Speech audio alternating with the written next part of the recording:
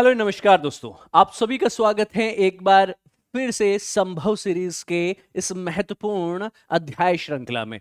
यहाँ हम यूपीएससी वाला के भौतिक भूगोल की जो पुस्तक है उसका अध्ययन कर रहे हैं। हम ऑलरेडी 7 चैप्टर्स जो हैं वो कंप्लीट कर चुके हैं भौतिक भूगोल के अंतर्गत, जो कि आपके प्रारंभिक और मुख्य परीक्षा के संदर्भ से बहुत ही महत्वपूर्ण पुस्तक है, जो कि शिक्षण के लिए आपके पास में अध्ययन अध्यापन के लिए बहुत ही अच्छा एक रेफरेंस बुक हो सकता है। आपको इसे जरूर फाइंड आउट करना चाहिए पीडब्ल्यू ओनली आईएएस की वेबसाइट पे। मूविंग फॉरवर्ड, आपके पास में आज हम लेके आ रहे हैं 8वां अध्याय। तो दोस्तों, हमारा जो ये 8वां अध्याय है यह किसके बारे में बात करता है? सबसे पहले मैं आपका ध्यान आकर्षित करना चाहूंगा, भू आकृतिक प्रक्रियाओं के बारे में बात करता है। यहाँ पे भू का क्या मतलब हो गया सर? हमारी जमीन, हमारी अर्थ, हमारे पृथ्वी की बात की जा रही है। तो जो हमारी भू है, हमारी पृथ्वी है, इस पे क्या आकृतियां देखने को मिलेगी सर? कहीं पहाड़, तो कहीं पठार, और कहीं मैदान, और कहीं घाटी क्षेत्र भी देखने को मिलता है। यस और नो? सो हमें इन्हीं का तो अध्ययन करना है कि सर ये पर्वत जैसी आकृति जो है, ये घाटी जैसी आकृति जो है, ये पठार जैसी आकृति जो है, यह मैदान जैसी आकृति जो है, यह भू आकृति कैसे बनी होगी? कौन सी प्रक्रियाएं रही होगी जिन्होंने इस पर्वत को ऊपर उठा दिया, इस घाटी का जो है अपर्दन कर दिया, इस पठार का निर्माण कर दिया, इस मैदान का निर्माण कर दिया। राइट? तो हम इन भू आकृतिक प्रक्रियाएं, यानी भू यानी पृथ्वी की आकृतियों का निर्माण करने वाली प्रक्रियाओं का, बलों का, प्रोसेसेस का अध्ययन करेंगे। महत्वपूर्ण है यह यूपीएससी और पीएससी और तमाम अन्य परीक्षाओं के संदर्भ में भी। आइए इसकी समेकित जानकारी लेने की चेष्टा करते हैं। और इस क्लास की जो कंटेंट है, वो सामग्री है, आपको टेलीग्राम हैंडल से भी मिल जाएगी। टेलीग्राम हैंडल, टेलीग्राम डाउनलोड करके आप इस नाम को सर्च करें, जगदीश जांगड़ सर पीडब्ल्यू। इस क्यूआर कोड को स्कैन करके भी आप उसका भाग बन पाएंगे। अब फ्री ऑफ कॉस्ट आपका geography A to Z complete करवाया जाएगा। 7 लेसन करवा दिए गए इसी चैनल पे। ये आज 8वां लेसन अवेलेबल करवाया जा रहा है। इसके हस्तलिखित हैंड रिटन नोट्स भी आपको अवेल करवाए जाएंगे मित्रों। मूविंग फॉरवर्ड, आगे बढ़ने से पहले मैं आपको बताना चाहता हूं, अगर आप यूपीएससी के कई ऑनलाइन बैचेस में हमसे जुड़ना चाहते हैं दोस्तों, जैसे कि संकल्प, टाइटन, सृजन, प्रहार, यूपीएससी ऑप्शनल व प्रारंभ बैचेस में, तो आप एक नाम मात्र शुल्क के साथ उसको ज्वाइन कर पाएंगे और अन्य जानकारी इस नंबर पे कॉल करके भी अर्जित की जा सकती है। यहां मित्रों, हम हमारे इस टॉपिक को आगे अध्ययन में लेके जाने से पहले आपकी एक्सपेक्टेशन सेटिंग्स जो है वो पहले ही करना चाहते हैं। क्या है इस टॉपिक को पढ़ने के लिए कौन कौन से जो हैं महत्वपूर्ण बिंदु जो हैं आपको ध्यान रखने हैं कि सर ये जो भू आकृतियां हैं, इन भू आकृतियों के लिए कुछ पृथ्वी के अंदर से बल लगेंगे, पृथ्वी के अंदर से बल लगेंगे, ठीक है ना, अंतर्जात बल होंगे ये, ठीक है।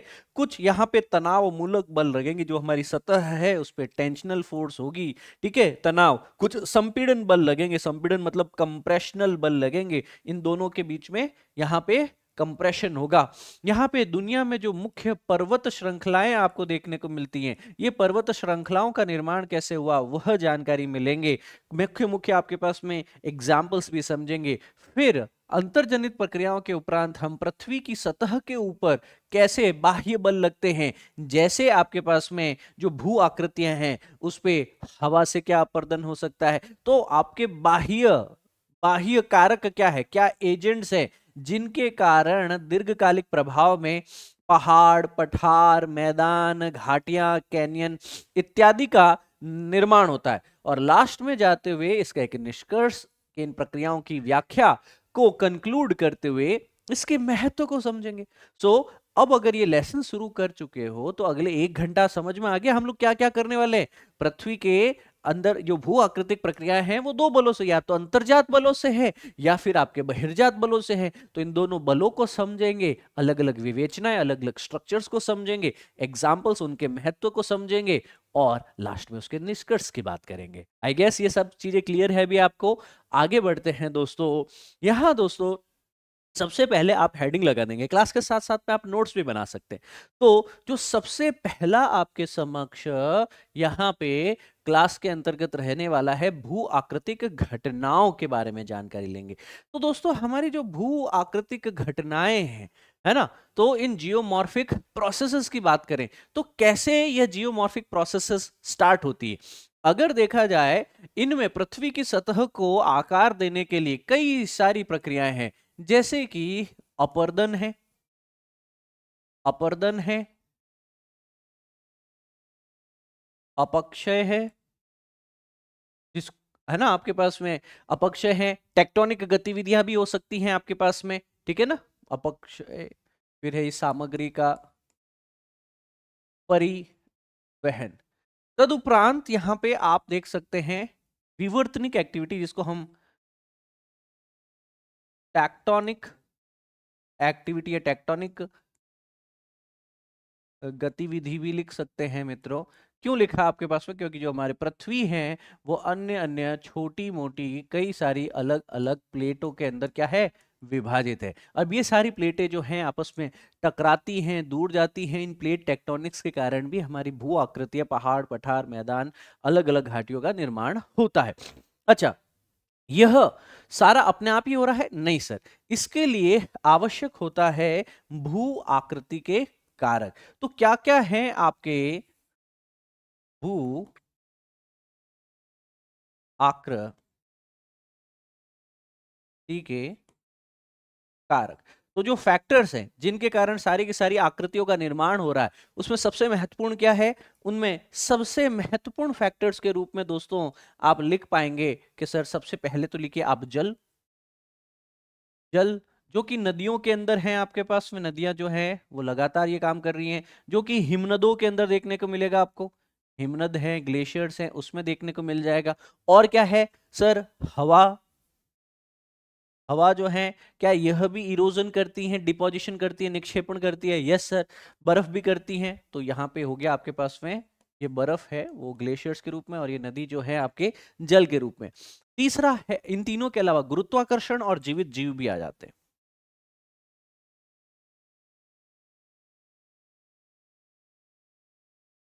गुरुत्वाकर्षण,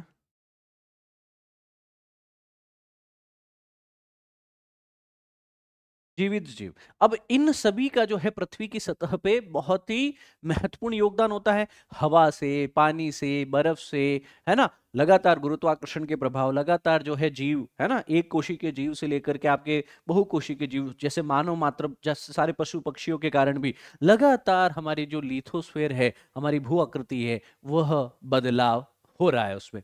अब इनमें कुछ बल लगते हैं, है ना, जैसे आपके पास में कौन कौन से बल लगते हैं सर? सर बल एक तो इंटरनल होगा, एक एक्सटर्नल होगा। इसका मतलब हो गया सर, यहां पे एक बल लगेगा अंतर्जात बल, और एक लगेगा बहिर्जात बल। एक बल है जो पृथ्वी की सतह के अंदर से, सरफेस के अंदर से, इंटरनल पार्ट से, किसी आंतरिक बिंदु से लगता है ना। एक है बहिर्जात बल, ठीक है। सो प्लेट टेक्टोनिक क्या हो गया आपका? अंतर्जात बल हो गया, प्लेटों की मूवमेंट। और बहिर्जात बल क्या हो गया? जैसे हवा है, पानी है, ग्लेशियर्स है, गुरुत्वाकर्षण है, ये जीवित जीव है, इन सभी के कारण जो है हमारी टोपोग्राफी चेंज हो रही है, भू आकृति या जियोमॉर्फोलॉजी चेंज हो रही है, इत्यादि। अब इसमें हम लोग सबसे पहले क्या पढ़ते हैं? अंतरजात बल पढ़ते हैं। क्या पढ़ते हैं? अंतरजात बल पढ़ते हैं, ठीक है। अब ये देख सकते हैं आप लोग किस प्रकार आपके पास में इरोजन हो रहा है, बारिश हो रही है पहाड़ों पे, पहाड़ों का कटाव हो रहा है, नदियों के साथ में पानी जो है नीचे लाया जा रहा है, तो इरोजन से है, डिन्यूडेशन से है, ये सारी गतिविधियां जो हो रही है कि नहीं हो रही है, वेदरिंग की, अपक्षय की गतिविधियां हो रही है, अपक्षय, अपर्दन, परिवहन, टेक्टोनिक गतिविधियां इत्यादि जो है आपके पास में हमारे भू आकृतियों का, पहाड़, पठार, मैदानों का निर्माण करती है। इंटरनल फोर्स, या फिर जिसको हम अंतर्जात बल कह देते हैं, हम इसकी विवेचना आपके समक्ष लेके आते हैं। यह दो तरह के बल होते हैं। इंटरनल जो भी यहाँ पे बल होंगे, जिसको पटल विरूपण या आकस्मिक बल लिखा जा सकता है। एक है आपका बहुत ही स्लो रेट से काम करने वाला पटल विरूपण बल, और दूसरा होता है जो आकस्मिक घटनाएं होती हैं आपके पास में,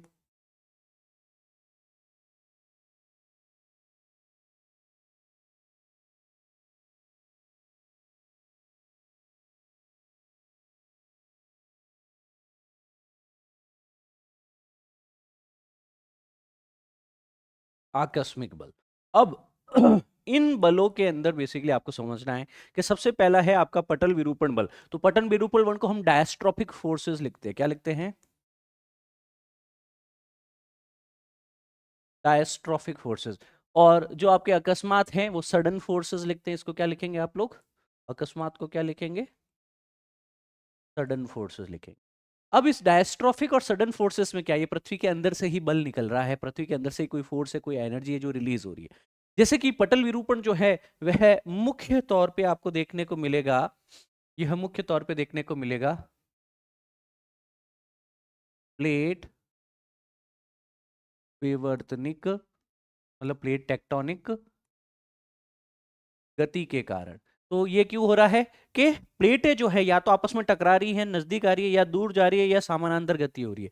तो यहाँ पे चट्टाने क्या होगी, या तो चट्टाने फैलेगी या चट्टाने संकुचित होगी। यहाँ पे क्या होता है आपके पास में, जो चट्टाने हैं उनमें दो चेंजेस आएंगे, या तो वह फैलती है, चट्टानों में कहीं न कहीं टेंशनल फोर्स बढ़ता है, या कंप्रेशनल फोर्स बढ़ गया था तो यहाँ पे उसमें संकुचन भी होगा। संकुचन में क्या होता है, जैसे कंप्रेशनल बल है, कंप्रेशन मतलब एक दूसरे की तरफ संपीड़ित हो जाएगा आपके पास में। तो इस दो तरह के बल लग सकते हैं, है ना, ये प्लेट टेक्टोनिक्स का। दूसरा है आपका ये सडन। सडन क्या होता है, अचानक से भूकंप आता है, अचानक से ज्वालामुखी है आपके पास में। तो इस बल का एग्जाम्पल आप देख पाएंगे भूकंप के रूप में, और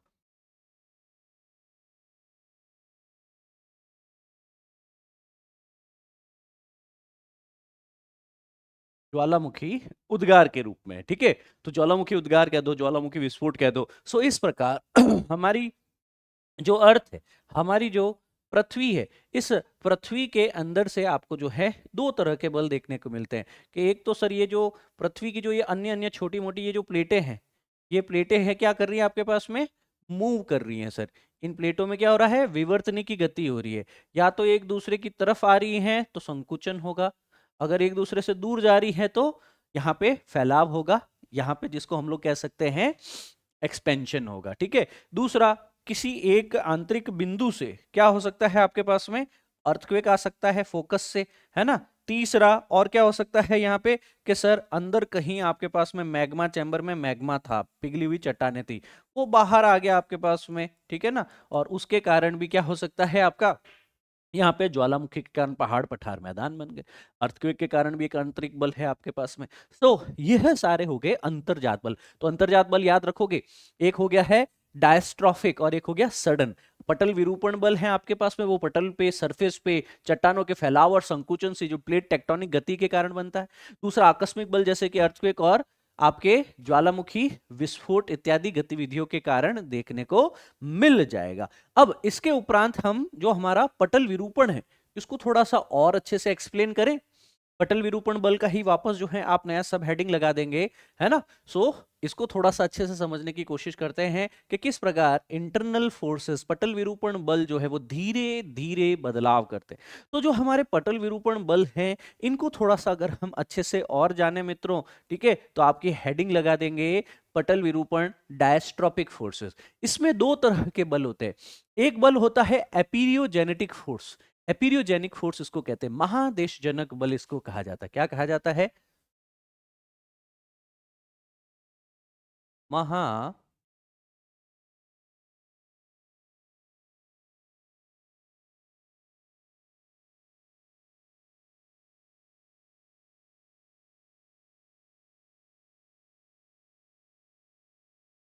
एपीरियोजेनिक फोर्स इसको कहा जाता है, ठीक है, महादेशजनक बल।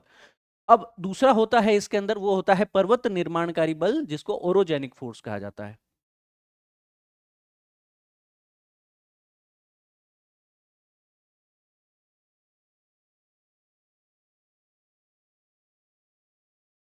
पर्वत निर्माणकारी बल अंग्रेजी में क्या कहेंगे?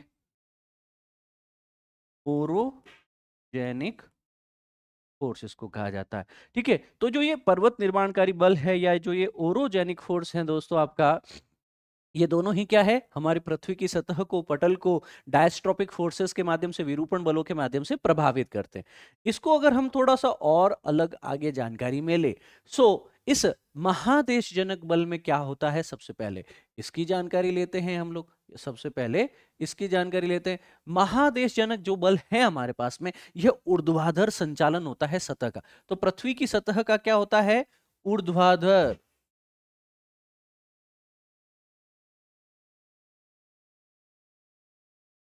संचालन होता है। ऊर्ध्वाधर संचालन से क्या मतलब है दोस्तों आपके पास में, कि जो सरफेस है वो सरफेस क्या होगी आपके पास में, ऊर्ध्व का क्या मतलब होता है, देखो दो चीजें होती है, एक होता है ऊर्ध्वाधर आपके पास में, और फिर होता है क्षितिज।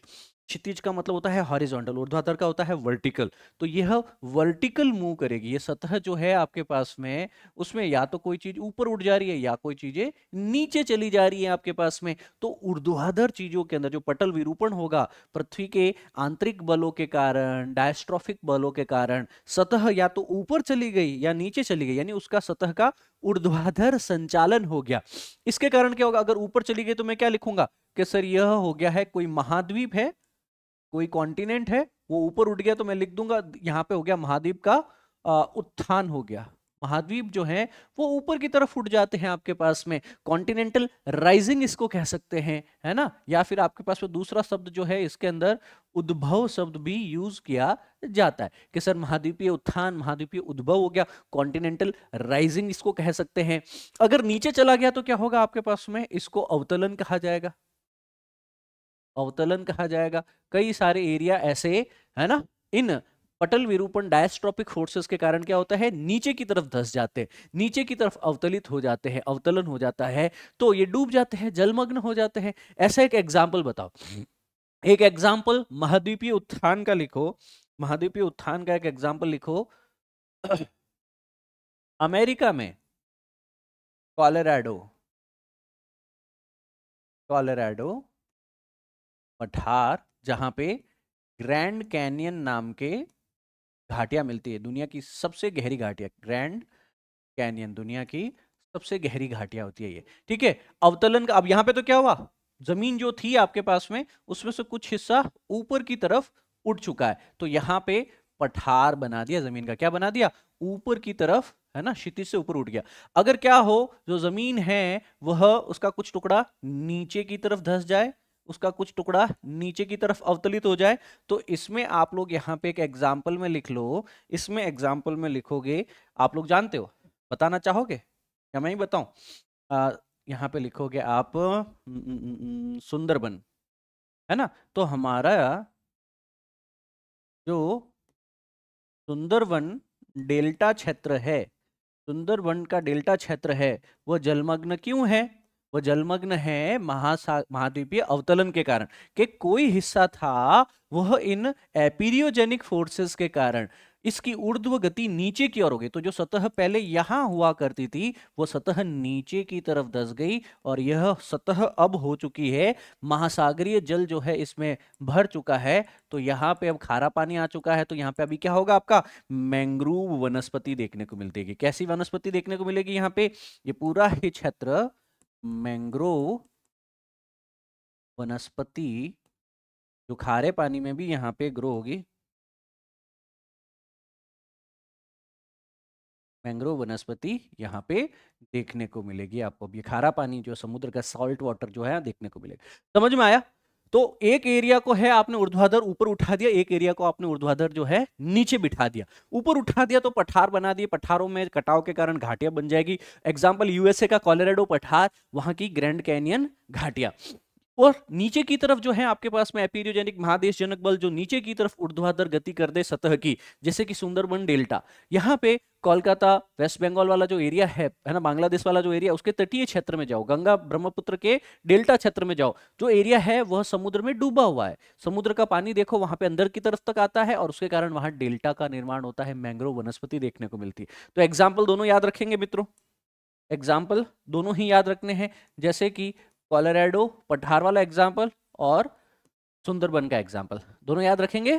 चलो, तदुपरांत आता है आपका पर्वत निर्माणकारी बल। क्या आता है आपके, पर्वत निर्माणकारी बल, यानी ऑरोजेनिक फोर्स। अभी ऑरोजेनिक फोर्स क्या नाम ही बोल रहा है, पर्वतों का निर्माण करेगा। भाई क्या काम करेगा यहाँ पे, यह इस चीज का काम ही है पर्वतों का निर्माण। तो यहां सीधा सीधा क्षितिज गतियां आपके काम में आएगी, क्षितिज संचालन इसको कहा जा सकता है। क्षितिज संचालन का क्या मतलब हुआ अब आपके पास में कि कोई चीज जो है, सतह जो है, सरफेस जो है, पटल जो है, वो ऊपर या नीचे नहीं धंसा, कोई ऊपर नहीं उठा, कोई नीचे नहीं गया, मतलब ऊर्ध्व गति नहीं, इस बार क्षितिज में गति है, इस बार हॉरिजॉन्टल मूवमेंट है। तो यहाँ पे क्षितिज संचालन शक्तियां कार्य करेगी, और ये क्षितिज संचालन शक्तियां क्या कार्य करेगी भैया आपके पास में कि सर कोई भी दो जमीन के टुकड़े या तो आपस में टकराएंगे या दूर जाएंगे।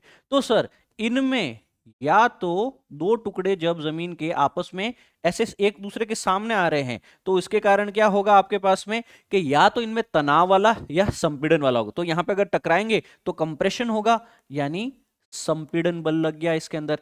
या तीसरा है आपके पास में कि यह क्षितिज बल जो लग रहा है, इसमें जमीन के चट्टान के दो पटल के जो भाग है वो एक दूसरे से दूर जा रहे हैं, ये इस दिशा में जा रहा है, वो उस दिशा में जा रहा है। तो इसमें क्या है, फिर उसी चट्टान का, उसी पटल का, उसी सरफेस के अंदर तनाव पैदा होगा कि नहीं होगा, टेंशन पैदा होगा कि नहीं होगा। यस, तो यहां पे कौन सा बल लगा आपके पास में कि यहां पे सर तनाव बल लगेगा। तो तनाव बल और संपीड़न बल लगेंगे आपके पास में। तो क्या हो सकता है, दो चीजें हो सकती है सर। अगर यहां पे संपीड़न होगा तो इसके कारण बीच वाला जो क्षेत्र है, मैंने बताया था हिमालय का फॉर्मेशन कैसे होता है, दो प्लेट, इंडियन प्लेट और यूरेशियन प्लेट टकराती है, दो प्लेट टकराती हैं, तो बीच का जो सेडिमेंट्स है, अवसाद है, वो ऊपर की तरफ उठ जाता है। उसको हमने क्या कहा था, वलित पर्वत। तो यहां पे संपीड़न के कारण क्या बनेगा, वलित पर्वत बनेंगे, और इसी कारण ही तो नाम दिया है पर्वत निर्माणकारी बल। पर्वत निर्माणकारी बल, ओरोजेनिक फोर्सेस, है ना। तो आपकी जो ग्रीक लैटिन इंग्लिश है उसमें पर्वत को ओरो शब्द बोला जाता है, ओरोजेनिक, पर्वत निर्माण। ठीक है, तो संपीड़न के कारण क्या है आपके पास में, संपीड़न बलों के कारण क्षैतिज शक्तियां जो हैं वह संपीड़न जब भी करेगी वलित पर्वत का निर्माण होगा, जैसे हिमालय।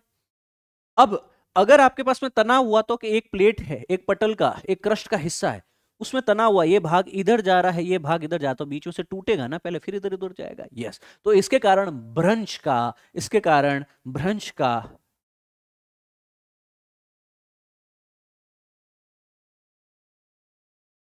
भ्रंश का निर्माण होगा। भ्रंश का क्या मतलब हो गया आपके पास में, जिसको हम दरार कहते हैं, टूटने के ऊपर जो दरार बन जाएगी, उस भ्रंश का, उस फॉल्ट का निर्माण होगा। क्या ये चीजें क्लियर है आपके पास में। तो जो मुख्य मुख्य बातें थी आपने बहुत ही अच्छे से लिखी होगी कि सर इससे संपीड़न और तलाव होगा, या तो भ्रंश हो जाएगा या फिर वलित पर्वतों का निर्माण होगा। Are we clear with this. बहुत ही अगर अच्छे से क्लियर है तो अब हम आगे बढ़े, आगे बढ़ते हैं दोस्तों। पर्वत निर्माणकारी बलों के ऊपर थोड़ा सा हम लोग और फोकस करते हैं। जो पर्वत निर्माणकारी बल है ना, हमने कहा कि सर ये ओरोजेनिक फोर्सेस हैं, इसमें या तो संपीड़न होगा या तनाव होगा, कंप्रेशनल और टेंशनल। इसको थोड़ा सा और अच्छे से लिख लो। तो यहाँ पे पहला बल कौन सा है आपका, तनाव मूलक बल,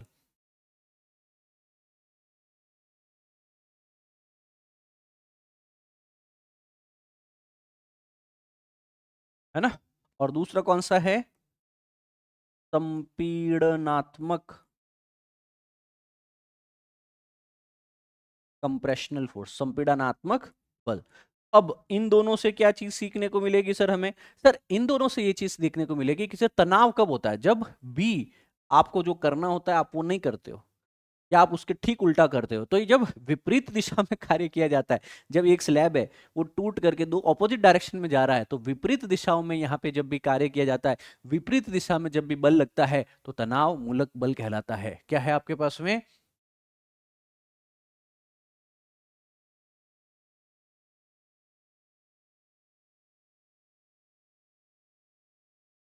तनावपूर्वक बल किसमें काम करता है, विपरीत दिशाओं में जब गति होती है तो यह तनावमूलक बल कार्य करता है। यहाँ पे या तो खिंचाव होता है और विस्तार होता है,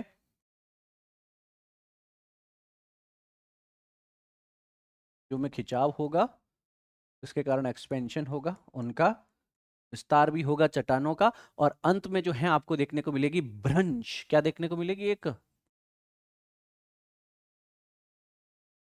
भ्रंश का निर्माण हो जाएगा। भ्रंश का क्या मतलब हुआ आपके पास में कि जो ये चट्टान थी, ये दो टुकड़े, एक इधर जा रहा एक इधर जा रहा, बीच वाला जो एरिया है आपके पास में, उसमें अब क्या देखने को मिल जाएगा, वो आपको यहाँ,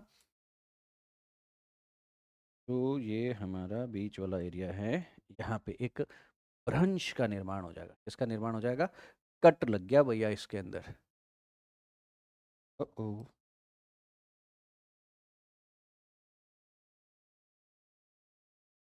ये ब्रंच बीच में, ठीक है। तो ब्रंच का निर्माण यहीं पे होगा दोस्तों आपके पास में। लास्ट में क्या होगा इसके कारण, ब्रंच निर्माण हो जाएगा। तो ये है तनाव मूलक बल। तनाव मूलक बल के अगर हम थोड़ा सा आगे जाते हैं, संपीड़नात्मक बल। तो संपीड़नात्मक बल में सबसे पहले क्या होगा आपके पास में कि सर एक ही दिशा में बल लग रहा है।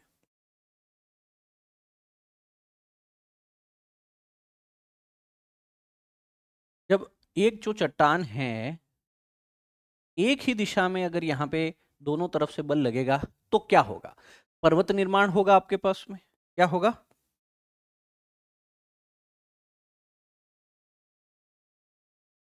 पर्वत निर्माण में सहायक होगा। क्यों, क्योंकि सर सपोज जो इसके बीच वाला जो भाग है ना, ये यहां से लेकर के यहां के बीच में जो सेडिमेंट्स है, सपोज मैं कहता हूं ये येलो कलर के, ओ भाई साहब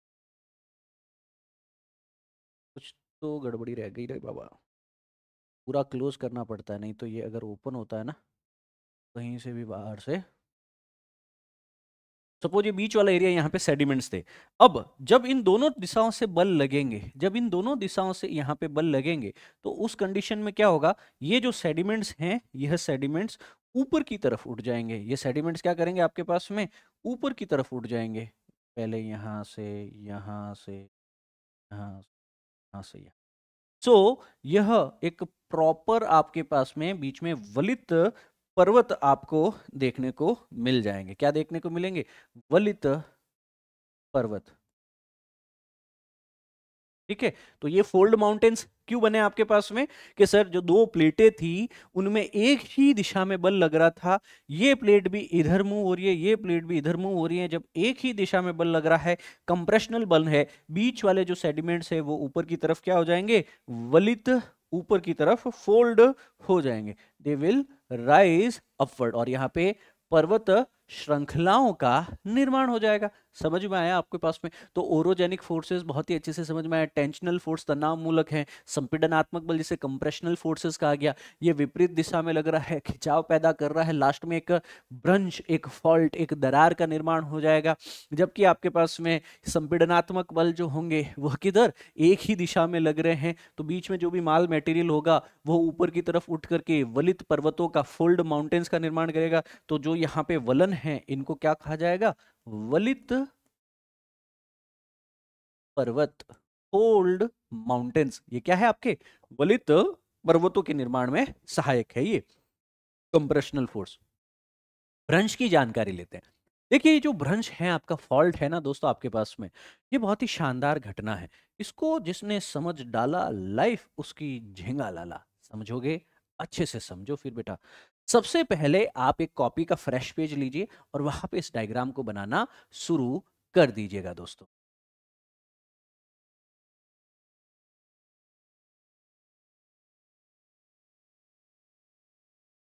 राइट।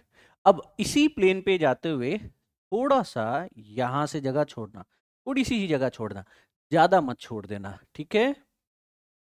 और इसका लगभग एक तिहाई हिस्सा यहां तक लाइए। फिर इसको यहां से क्लोज कर दीजिए। फिर इसको यहां से क्लोज कर दीजिए। ठीक है, चारों क्लोज हैं अच्छे से, बराबर से, ठीक है। अब इसके अंदर सबसे पहले आप देखेंगे कि जैसे कुछ हिस्सा यहाँ पे था एक प्रकार की चट्टान का, वो धंस के नीचे की तरफ आ चुका है। कहाँ आ चुका है, क्योंकि भ्रंश जो है आपके पास में, फॉल्ट जो है वो कहीं न कहीं नीचे की तरफ, एक हिस्सा जो है जमीन का नीचे की तरफ उलट गया। जैसे कि ये जो चट्टान का हिस्सा था वह नीचे की तरफ आ गया। बाकी का हिस्सा कहाँ गया है सर आपके पास में, जैसे बाकी के हिस्से जो थे, ऊपर वाला ये रहा आपका, ठीक है ना, और तीसरा है आपका नीचे वाला, ये रहा सर आपका। राइट। सो आप यहाँ पे देखेंगे क्या हुआ एग्जैक्टली exactly। यहाँ पे एक भ्रंश का निर्माण हुआ। ये जो है इसको भ्रंश कहा जाता है, इसको भ्रंश कहा जाता है, इसको फॉल्ट कहा जाता है। क्या कहा जाता है, भ्रंश या फॉल्ट कहा जाता है।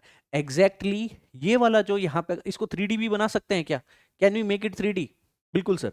इसको 3D बनाने के लिए क्या करेंगे सर हम लोग? 3D बनाने के लिए इसी चीज को थोड़ा सा और आगे ले जाएंगे।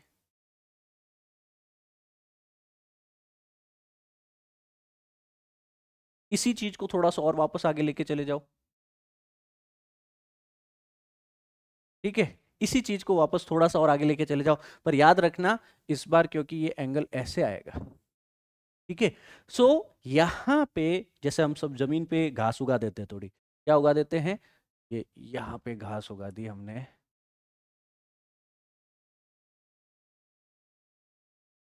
राइट।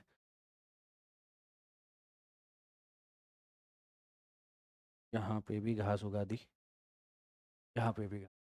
ठीक है। तो अब एग्जैक्टली आप लोग समझ पा रहे होंगे कि यहाँ हो क्या रहा है, क्या हो रहा है यहाँ पे कि सर जमीन का एक टुकड़ा जो है वो हमारा नीचे की तरफ चुका है। कहाँ जा चुका है?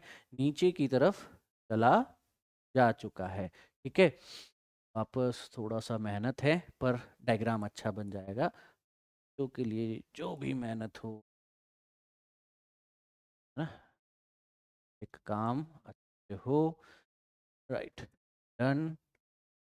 और डन। ओ, थोड़ा सा अलग हो गया है यहाँ पे, कहीं पे गैप रह गया था। ये गैप रहते ही जो है कलर बाहर आ जाता है। दिवाली मना रहे हैं ना, तो होली वाले लक्षण अभी क्लियर नहीं है हमारे। क्यों? ये सारे के सारे जो चित्रकला वाले काम है, पर चित्रकला जे जे सर अपने टाइम में बहुत अच्छी किया करते, आपके लिए भी बहुत अच्छी करेंगे, आप पूरा निश्चिंत होकर के पढ़ो। अब यहाँ पे इसका नामकरण करोगे मेरे साथ में, क्या करोगे आप सभी लोग? इसका करोगे नामकरण, नॉमेनक्लेचर। इसको हम लोग, जो ये प्लेन है, ये प्लेन है, इसको कहा जाता है भ्रंश तल। ये वाला जहां से चीज खसक के नीचे की तरफ चली गई, जहां से चीजें खसक के नीचे की तरफ चली गई, ये है आपका फॉल्ट टेरेस। क्या है आपका? भ्रंश कह देते हैं, फॉल्ट कह देते हैं, फॉल्ट टेरेस इसको कह सकते हैं हम लोग। ठीक है ना, ये फॉल्ट ट्रेस भी कह सकते हैं। अब यहाँ पे जो चीजें हैं नीचे की तरफ गई हैं, यस और नो? यहाँ पे चीजें नीचे की तरफ जाती हुई प्रतीत हो रही है आपके पास में, या फिर यहाँ से चीजें जो है ऊपर की तरफ जाती हुई प्रतीत हो रही है? क्योंकि जमीन का ये टुकड़ा पहले सेम ही था, ये हिस्सा नीचे धंस गया या यह हिस्सा ऊपर उठ गया, तो इसके कारण ये जो है आपके पास में, इस रीजन को हम लोग कह देंगे ये है आपकी फुटवॉल। फुटवॉल जो है और इसके बीच की ये जो दीवार है, इसको कहेंगे हम हैंगिंग वॉल। क्या कहेंगे?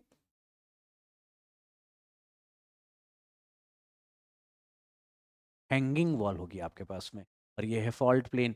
सो इस प्रकार हम चीजों को और बेहतर से समझ पाएंगे कि क्या होता है फॉल्ट प्लेन, है ना? कि सर पहले, सबसे पहले आपके पास में जमीन एक ही समतल भूमि थी, आंतरिक बलों के कारण क्या हुआ कि ये ऊर्ध्वाधर गति हुई, ये नीचे की तरफ धस गया या ये भाग ऊपर की तरफ उठ गया, है ना? या तो ये भाग नीचे की तरफ धस चुका है या ये भाग ऊपर की तरफ उठ चुका है, और इसके कारण हमें यहाँ पे एक भ्रंश निर्माण देखने को मिलता है।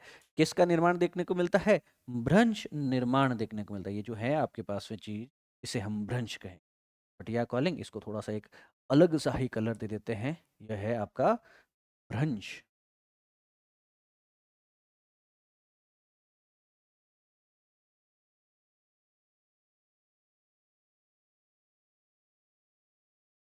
भ्रंश या फॉल्ट। अच्छे से बना लिया सबने ये डायग्राम?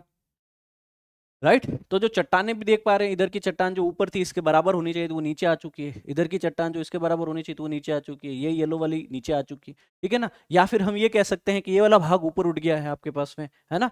ये येलो वाला भाग यहाँ होना चाहिए, ऊपर उठ गया। ये रेड यहाँ होना चाहिए, ऊपर उठ गया। ये ऑरेंज यहाँ होना चाहिए, तो ये ऊपर उठ चुका है। सो ऊर्ध्व गति हुई है यहाँ पे। कैसी गति हुई है? ऊर्ध्व गति हुई है आपके पास में। तो ये है आपके पास में भ्रंश। भ्रंश जो है आपके पास में बेहद ही महत्वपूर्ण, आपके परीक्षाओं में पूछा जा सकता है। एक है फिर डीप स्लिप भ्रंश। क्या होता है? देखिए, भ्रंश जो है आपके पास में, वह डीप स्लिप भ्रंश जो है वो दो तरह से हो सकते हैं कि यहाँ पे जो इनका निर्माण हुआ, ये जो स्लिप हुआ, या तो ये नीचे की तरफ आ गया या ये ऊपर की तरफ आ गया। जो ऊर्ध्व गति हुई है, यह दो भागों में और विभाजित की जाती है। पहला है सामान्य, और फिर है व्युत्क्रम, जिसको रिवर्स कहते हैं।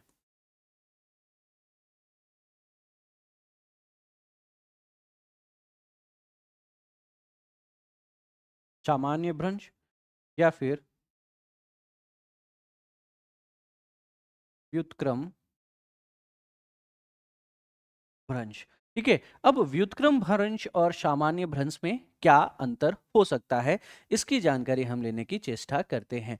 देखिए मित्रों, बहुत ही सिंपल है आपके पास में कि सामान्य भ्रंश जो है वह भ्रंश तब बनता है जब खिंचाव के कारण चट्टानों का तल जो है वो नीचे की ओर खिसक जाए। जो अभी हमने थोड़ी देर पहले पढ़ा ना कि सर पहले यह एक ही हिस्सा हुआ करता था, फिर इसमें एक भ्रंश डेवलप हुई और यह हिस्सा नीचे की तरफ चला गया। मतलब अब जो है आपके पास में चट्टान कुछ इस प्रकार नजर आती है आपको, ठीक है ना। तो जो हिस्सा नीचे चला जाता है भ्रंश के कारण, यहां पे क्या देखने को मिलेगा, आमतौर पर एक भ्रंश पर 45 डिग्री का कोण बन जाता है आपके पास में। तो खिंचाव के कारण चट्टाने जो हैं भ्रंश तल के साथ नीचे की ओर खिसक जाती हैं। तो यहां पे लिखेंगे आप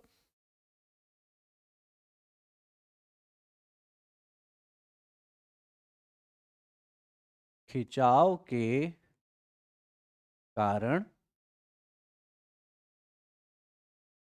चट्टाने भ्रंश तल के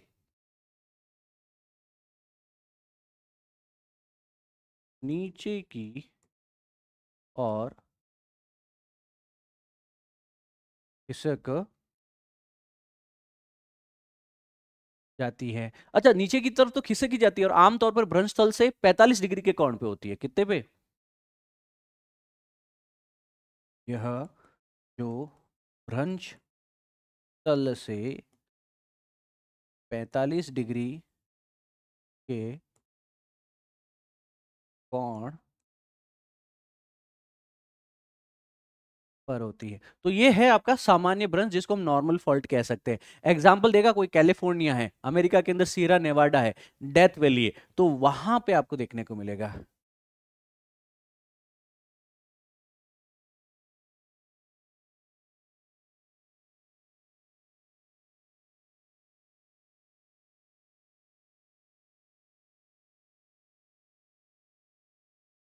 ठीक है, अमेरिका। अब व्युत्क्रम भ्रंश का क्या मतलब हुआ, रिवर्स फॉल्ट का क्या मतलब हुआ? सर फॉल्ट के टाइम जो है आपके पास में हमने देखा कि एक चट्टान नीचे की तरफ आ गई, ठीक है ना।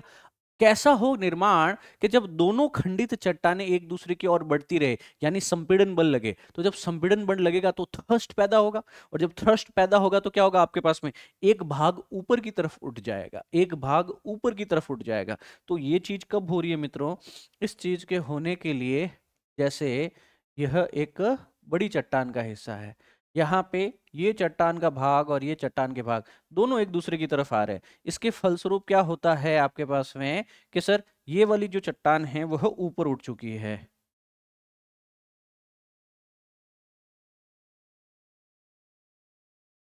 हाँ,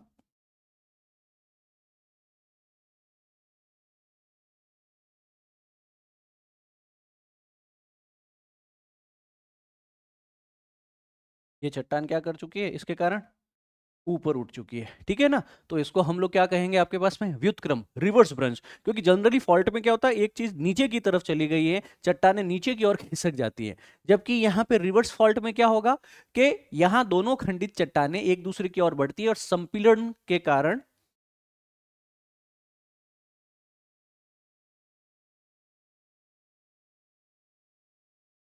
खंडित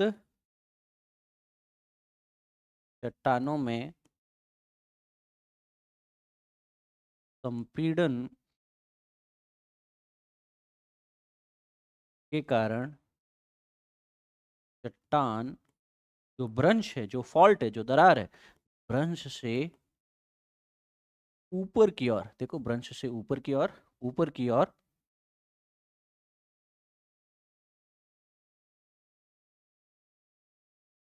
खिसक जाती हैं।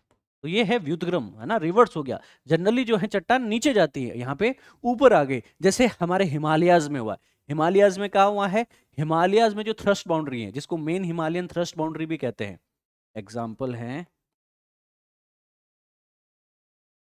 हिमालय। जब हम पढ़ेंगे ना अगले चैप्टर्स में, तो वहां पे आएगा MBT, main Himalayan thrust boundary, MTB, है ना। तो लिखेंगे मेन, THURST, थर्स्ट बाउंड्री। ठीक है ना। तो जो ये चट्टाने हैं आपके पास में, ये अलग अलग फोल्ड और थर्स्ट बनाती हैं, तो इसके बीच में यहाँ पे यह एम्बिटी वाला थर्स्ट भी देखने को मिलता है कि चट्टाने जो हैं आपके पास में संपीड़न के कारण ऊपर की तरफ उठ चुकी है, तो ये व्युत्क्रम भ्रंश का निर्माण करती है। कैसे भ्रंश का? रिवर्स फॉल्ट का निर्माण करती है। इसके आगे आता है एक स्ट्राइक फॉल्ट। स्ट्राइक फॉल्ट में क्या होगा? चीजें जो है समानांतर मूव कर जाएगी। तीसरा लिखेंगे आप लोग, डीप स्लिप हो चुका है स्ट्राइक स्लिप। इस स्ट्राइक स्लिप में क्या होगा? जो हमारा स्ट्राइक स्लिप फॉल्ट है आपके पास में दोस्तों, चंड यहाँ पे जो चट्टानों के खंड होंगे, उनका विस्थापन जो भ्रंश है, जो तल है, उसके क्षितिज रूप में होगा, यानी एक दूसरे के आगे पीछे खसक जाएंगे। जनरली यह डायग्राम मैं कुछ ऐसा दे सकता हूं आपको।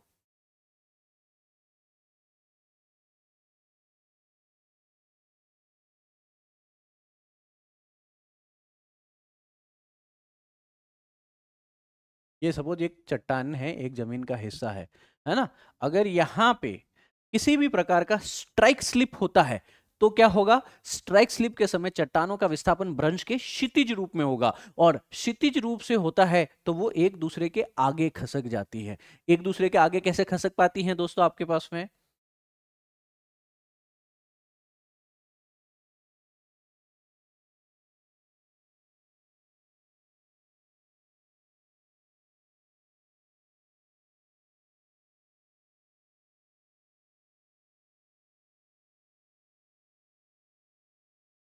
समझ में आई बात आपको?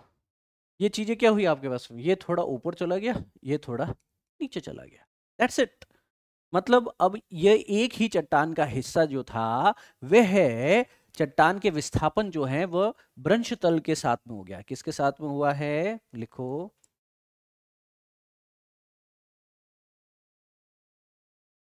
चट्टान का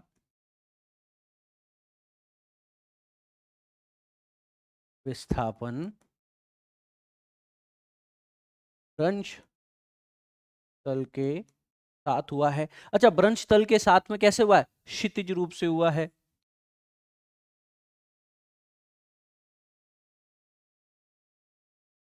क्षितिज रूप से हुआ है आपके पास में, और इसके कारण जो चीज है वो ना ही ऊपर गई ना ही नीचे गई है, ये आगे पीछे हो चुकी है। कैसे हो चुकी है? वो एक दूसरे के आगे खिसकती है।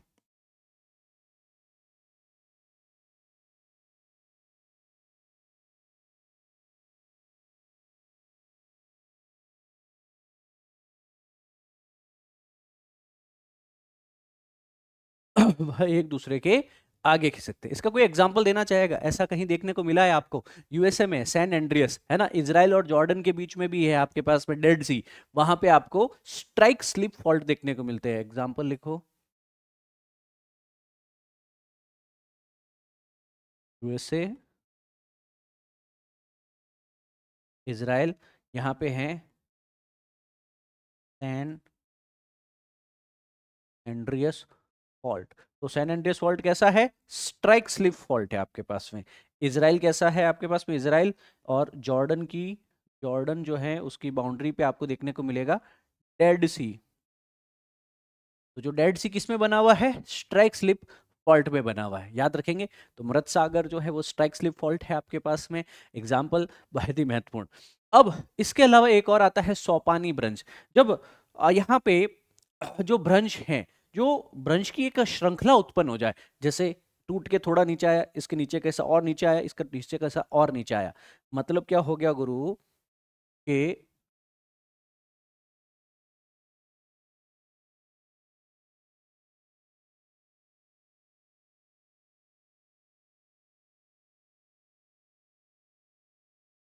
समझ में आया आपको? What has happened over here? कि सर ये एक भ्रंश है, ये एक भ्रंश है, भ्रंश भ्रंश भ्रंश। तो यहाँ पे आपको जो देखने को मिला कि भ्रंश की एक श्रृंखला सी उत्पन्न हो चुकी है। क्या उत्पन्न हो चुका है? यह एक श्रृंखला से उत्पन्न होता है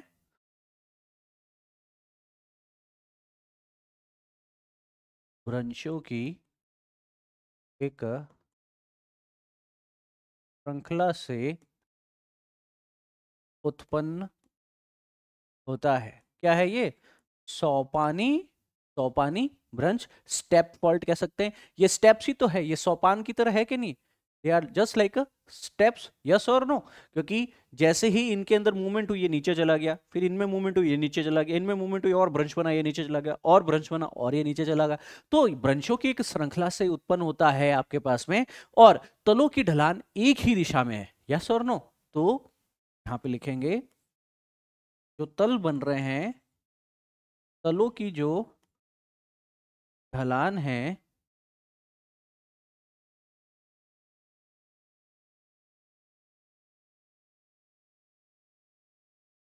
एक ही दिशा में है।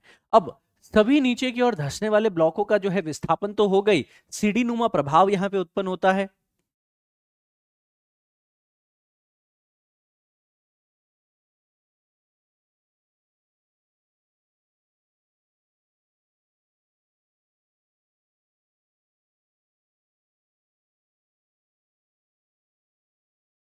यस और नो? इट फील्स लाइक ये कोई एक प्रकार आपके पास में कोई एक स्लोप सा है, या फिर सोपान है, या स्टेप सा है। एग्जाम्पल कोई बताएगा? ईस्ट अफ्रीकन रिफ्ट वैली, पूर्वी अफ्रीका की जो रिफ्ट वैली है, इसके अलावा जो है पश्चिमी घाट के अंदर जो है आपके पास में डेक्कन ट्रैप देखने को मिलता है। एग्जाम्पल लिखो।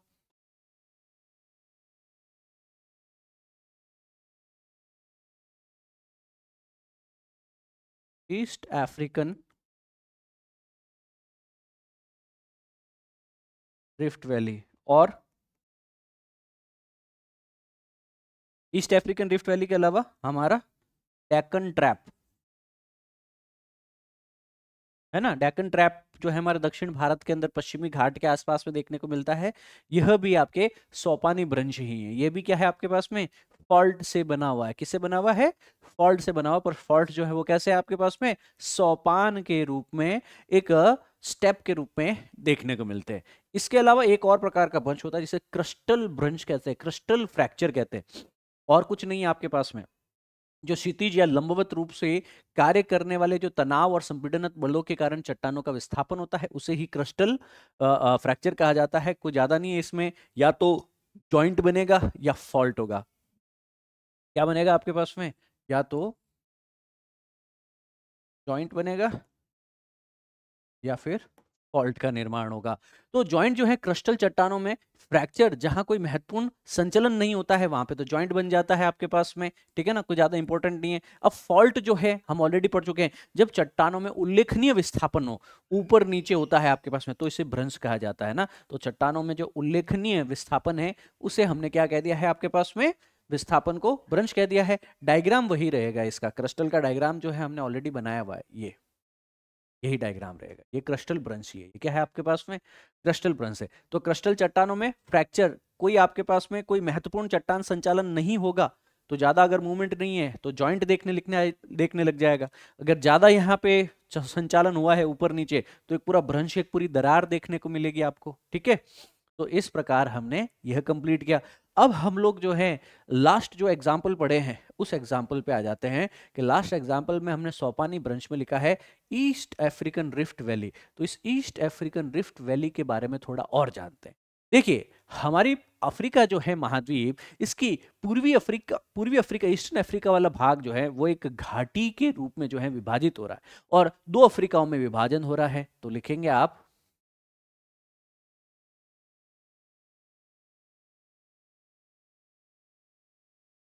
पूर्वी अफ्रीका, जो हमारा ईस्टर्न अफ्रीका है, यहाँ पे एक रिफ्ट वैली बन चुकी है, रिफ्ट घाटी बन चुकी है। क्या बनी है यहाँ पे? इसको कहते हैं ईस्ट अफ्रीकन रिफ्ट वैली। बहुत ही इंपॉर्टेंट, इसको कई लोग great east African rift valley भी कहते हैं, ठीक है ना?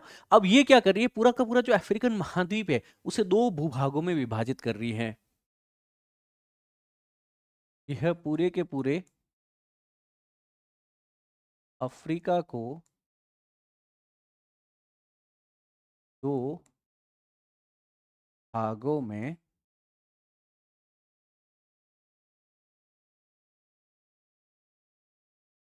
कर रही है। जैसे सपोज ये है हमारा अफ्रीका। एग्जाम्पल के लिए कह रहा हूं, एग्जैक्ट नहीं है मित्रों, पहले ही बता दे रहा हूं, बाद में मत बोलना गुरुजी ऐसा नहीं दिखता अफ्रीका। ठीक है, अब इसमें क्या हो रहा है आपके पास में, यहां से एक आर्च ऐसे डेवलप हो रही है, यहां से एक आर्च ऐसे डेवलप हो रही है। ठीक है, और इसके कारण इसमें जो बीच वाला जो भाग है वहां पे बताया जा रहा है कि भविष्य में क्या देखने को मिल जाएगा, पूरा एक समुद्र सागर देखने को मिल जाएगा। और इसका जो पश्चिमी भाग है इसको कहा गया है नूबियन प्लेट। इसको क्या कहा गया है, नूबियन प्लेट है ये। और ये क्या है आपके पास में, सोमाली प्लेट। और बीच में जो देखने को मिल रहा है वह क्या है आपके पास में, ईस्ट अफ्रीकन रिफ्ट घाटी। एक ऐसी घाटी, एक ऐसी रिफ्ट, एक ऐसी दरार जो इस अफ्रीका के महाद्वीप को दो भागों में विभाजित कर दे रही है। इस अफ्रीका के महाद्वीप को क्या कर रही है, दो भागों में विभाजित कर दे रही है आपके पास में। अब इसमें कौन कौन से देश सम्मिलित हैं दोस्तों, इसको भी आप लोगों को जानना जरूर चाहिए। इथियोपिया, केन्या, तंजानिया,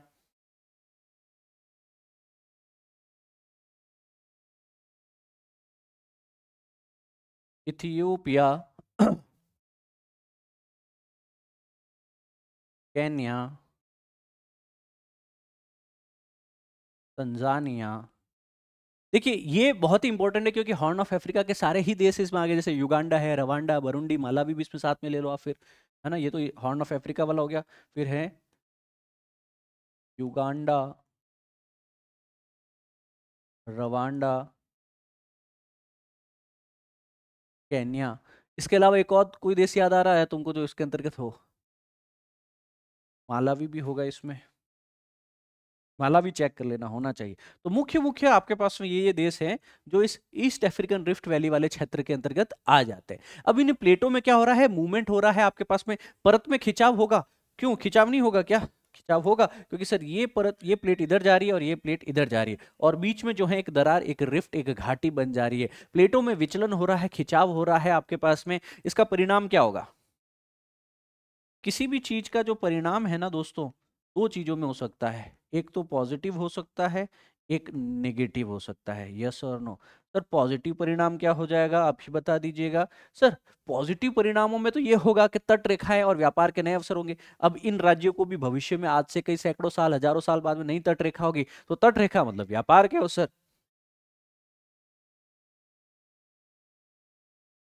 नई तट रेखा बराबर नए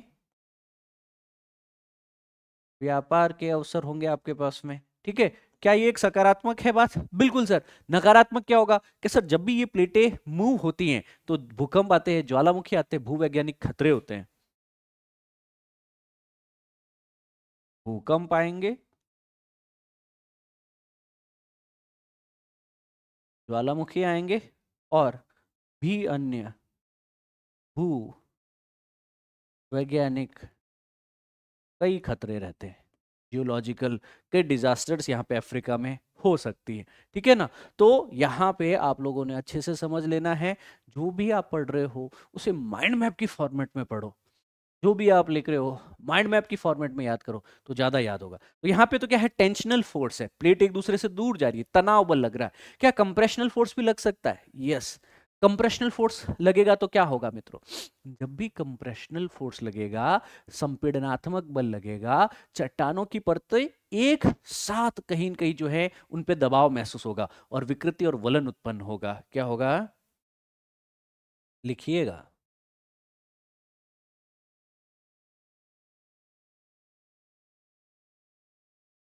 चट्टानों में एक ही दिशा में संपीड़न, कंप्रेशन से क्या होगा, यहाँ पे एक ही के कारण वलन होगा, फोल्डिंग होगा। क्या होगा, वलन होगा, फोल्डिंग होगा, तनाव यहाँ पे नहीं होगा। जबकि आपके पास में क्या होगा, कंप्रेशनल फोर्सेस देखने को मिलेंगे, दबाव देखने को मिलेगा, विकृति और वलन यहाँ पे पैदा होंगे। इसको हम लोग कहते हैं अभिसरण संचलन भी कहते हैं। ओरोजेनिक बल होते हैं, ओरोजेनिक बल में इसको हम अभिसरण कहेंगे। जैसे प्लेट टेक्टोनिक पढ़ेंगे हम अगले चैप्टर में, है ना। तब कभी भी दो प्लेट आपस में टकराती है ना, दो प्लेट आपस में एक ही दिशा में टकराती है, इनके बीच में संपीड़न बल होता है। यहाँ पे पर्वत निर्माण होगा, तो इसको हम लोग कहेंगे, जब भी मिलान होता है, जब दो प्लेटें आपस में टकराती है, इसे कहेंगे अभिसारी बल। तो इस घटना को क्या कहेंगे? ये अभिसरण हो रहा है। क्या कह रहा है आपके पास में? अभिसरण घटना इसको कहा जाएगा, जब चट्टानें आपस में टकरा रही है। सर इसका परिणाम बता दो, कोई कोई बताना चाहेगा? हाँ, इसका परिणाम बताओ। चलो बताओ। कि जब भी कभी भी संपीड़नात्मक बल लगेगा, कंप्रेशनल फोर्स लगेगा, तो क्या होगा कि क्रस्ट जो होगा कहीं जुड़ जाएगा, कहीं पे वलन बन जाएगा, भूपटल कहीं विकृत हो जाएगा, उत्थान तो कहीं अवथन देखने को मिलेगा। तो इसके परिणाम में आप लिखेंगे कि कहीं वलन देखने को मिल जाएगा, मतलब चट्टाने जो है ऊपर खाबड़ हो जाएगी, ठीक है ना। कहीं पे वलन अगर प्रॉपर नहीं डेवलप हुआ, तो वहां पे आपको जो भूपटल होगा वो विकृत भी हो सकता है। भूपटल मतलब जमीन, भूपटल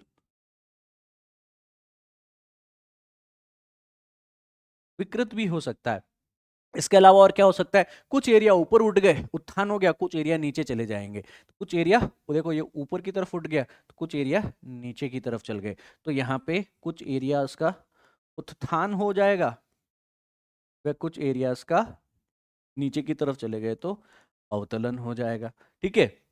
तो यह इसके हो गए हैं आपके परिणाम। परिणाम बहुत ही महत्वपूर्ण है दोस्तों। स्थलाकृतियों में क्या योगदान होगा? कि यहाँ पे पृथ्वी की सतह पे वलन बनेंगे। क्या बनेंगे आपके पास में? पृथ्वी की सतह पर वलन, जिसको हम लोग कहते हैं फोल्ड्स, फोल्ड्स का निर्माण होगा। ठीक है, यह याद रख सकते हैं इजीली।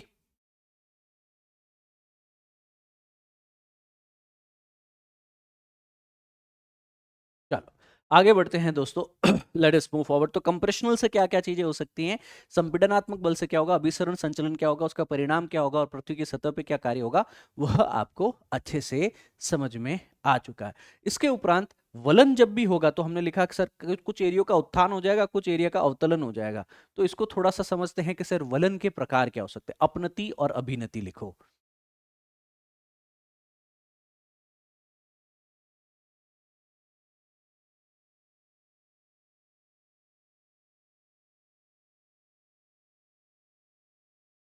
अपनति व अभिनति। तो अपनति को हम लोग लिख सकते हैं एंटीक्लाइन, और अभिनति को लिख सकते हैं सिंक्लाइन। ठीक है। अपनति और अभिनति याद रखेंगे दोस्तों। अपनति अभिनति ये दोनों ही वलन के प्रकार होते हैं। अब जो अपनति है, एंटीक्लाइन है, इसमें क्या होगा? वलन के ऊपर की ओर झुकाव वाला जो हिस्सा होगा,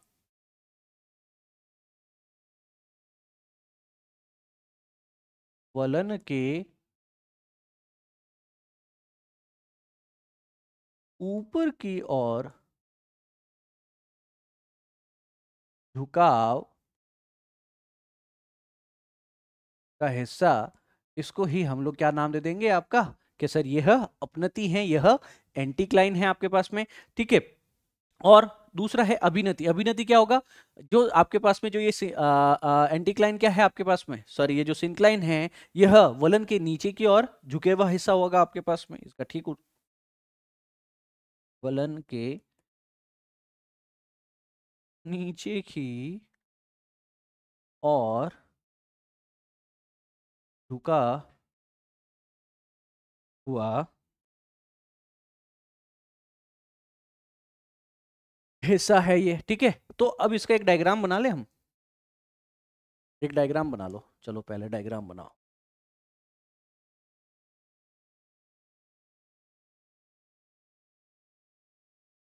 ये है जमी का एक टुकड़ा, ठीक है ना। इसमें हम लोग ले लेते हैं पहले आपके पास में कुछ ऐसे एरियाज,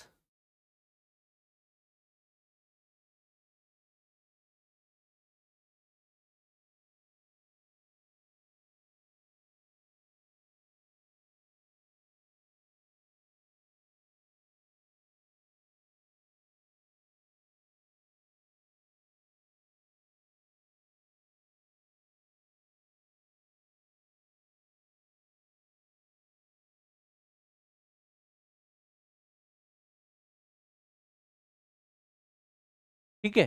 तो अब आप देख पा रहे होंगे कि पहले जो एक फ्लैट जमीन हुआ करती थी, इस जमीन का अब एक हिस्सा क्या हो चुका है, जो वलन, देखो दोनों तरफ से संपीड़न है, दोनों तरफ से क्या लग रहा है आपका, दोनों तरफ से कंप्रेशनल फोर्स लग रहा है, तो ये बीच के सेडिमेंट्स जो है इनका क्या हो जाएगा, बीच के सेडिमेंट्स का क्या हो जाएगा, ऊपर की तरफ उठ चुके हैं। बीच के सेडिमेंट्स क्या है, ऊपर की ओर उठ चुके हैं। पर जो भाग ऊपर उठा है उसे कहा है अपनति, वलन के ऊपर की ओर झुकाव वाले हिस्से को हम लोग कह देते हैं एंटीक्लाइन। तो इसको लिखेंगे आप मेरे साथ में, लिखना शुरू कीजिए, इसको आप लिख दीजिए एंटीक्लाइन या अपनति, अपनति। अब जो ये भाग नीचे की तरफ है इसको हम लोग क्या कह देंगे, सिनक्लाइन, सिनक्लाइन यानी अभिनति।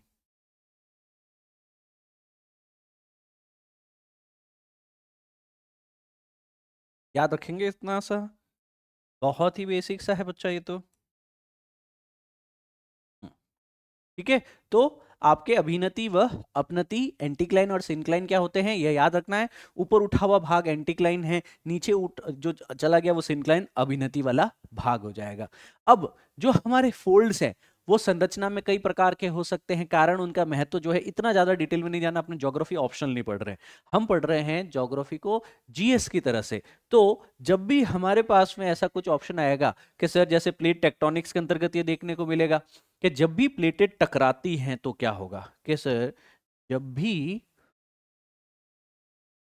टेक्टोनिक प्लेट, जिसके हमारे पृथ्वी का सतह लिथोस्फीयर बना है, जब भी यह टकराती है, जब भी यह टकराती है प्लेट टेक्टोनिक्स के अंतर्गत, तो तीव्र संपीड़न बल पैदा होगा, चट्टानों की परतें मुड़ेगी, पर्वतों का निर्माण होगा।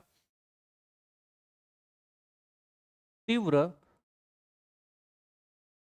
संपीड़न बल उत्पन्न होगा, चट्टानों में क्या होगा, वलन होगा, और वही वलित चट्टानों से आगे क्या बनेगा आपका, पर्वत निर्माण होगा, ओरोजैनी होगी आपके पास में। एग्जाम्पल इसका देना पड़ेगा ना भैया, हर चीज एग्जाम्पल है यूपीएससी में, है ना। तो जैसे आप एग्जाम्पल दे सकते हैं हिमालयन पर्वत का,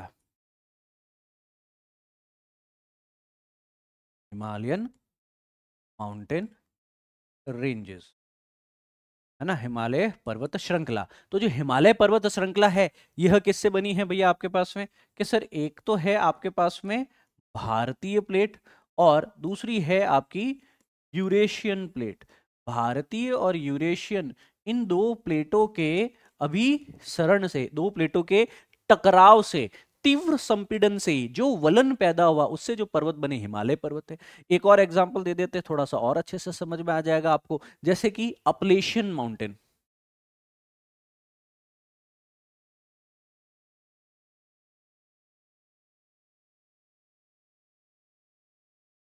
अपलेशियन पर्वत, है ना, ये कहाँ पे है, ये आपके अमेरिका में है। तो महाद्वीपीय जब टकराव हुआ तब ये अपलेशियन माउंटेन्स का फॉर्मेशन हुआ था, जब महाद्वीप महाद्वीप से आपस में टकराए थे, है ना। तो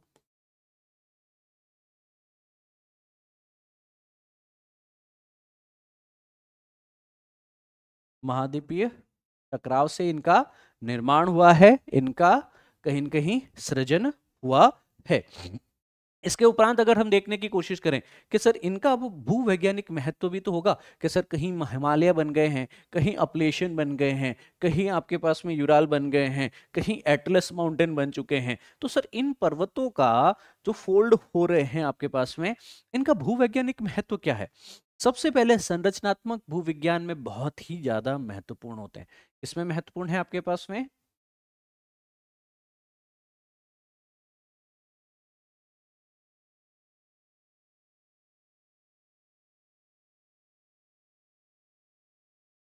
हम्म,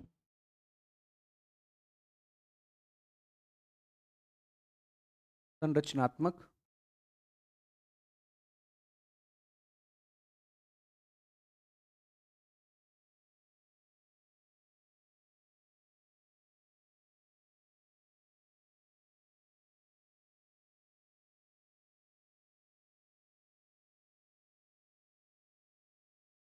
ठीक है। इसके उपरांत अगर देखा जाए तो टेक्टोनिक घटनाओं का इतिहास समझा जा सकता है इससे।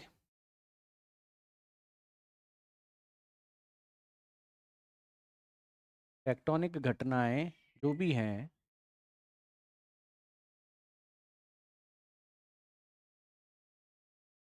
का इतिहास समझा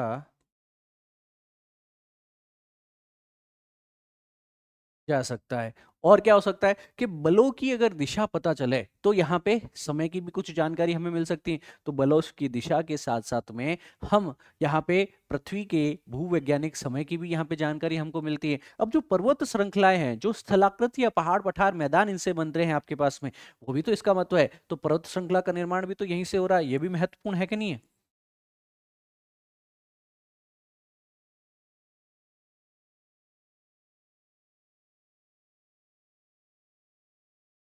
ये भी अपने आप में महत्वपूर्ण है, क्योंकि अगर हिमालय नहीं हो, एंडीज नहीं हो, रॉकीज नहीं हो, तो बारिश कहाँ होगी? वेस्टर्न घाट नहीं हो, बारिश कहाँ होगी? ये स्थलाकृतियों का कहीं न कहीं निर्माण भी साथ साथ में करती है, अपने आप में इसमें एक महत्वपूर्ण है। तो अब जो दुनिया की महत्वपूर्ण पर्वत श्रृंखलाएं हैं उनकी हम जानकारी लेते हैं। दुनिया की महत्वपूर्ण पर्वत श्रृंखलाएं जो है, उत्पत्ति के तरीके के आधार पर अगर हम इसको देखें तो हमारी विवर्तनिक पर्वत या टेक्टोनिक पर्वत जो हैं आपके पास में, है ना, ये किससे बने हैं? सबसे पहले तो विवर्तनिक बल से बने हैं। किससे बने हैं? विवर्तनिक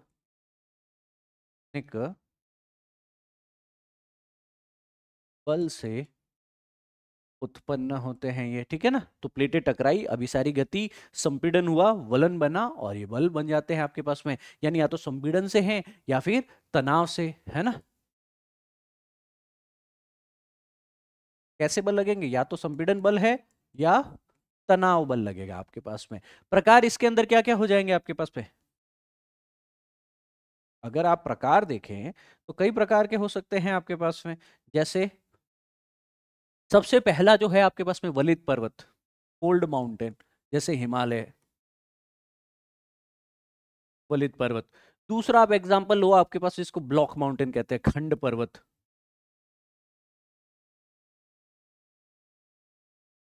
तीसरा है आपके पास में जिसको हम लोग कह सकते हैं गुंबद पर्वत, डोम माउंटेन।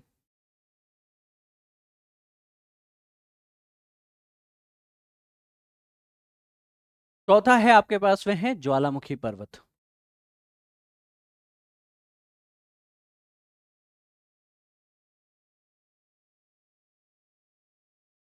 ठीक है, तो हमारी विवर्तनिक गतिविधियों के कारण इन चार प्रकार के पर्वत जो हैं वह बन सकते हैं। अब हम सबसे पहला पढ़ते हैं अपना वलित पर्वत के बारे में। किसके बारे में पढ़ रहे हैं दोस्तों? वलित पर्वत के बारे में पढ़ाना शुरू करते हैं। वलित पर्वतों का हेडिंग लगाएंगे आप लोग, और सबसे पहले लिखेंगे कि हमारे जो पृथ्वी पे जितने भी वलित पर्वत है, उन वलित पर्वतों का निर्माण जो हुआ है वह संपीड़न बल से हुआ है।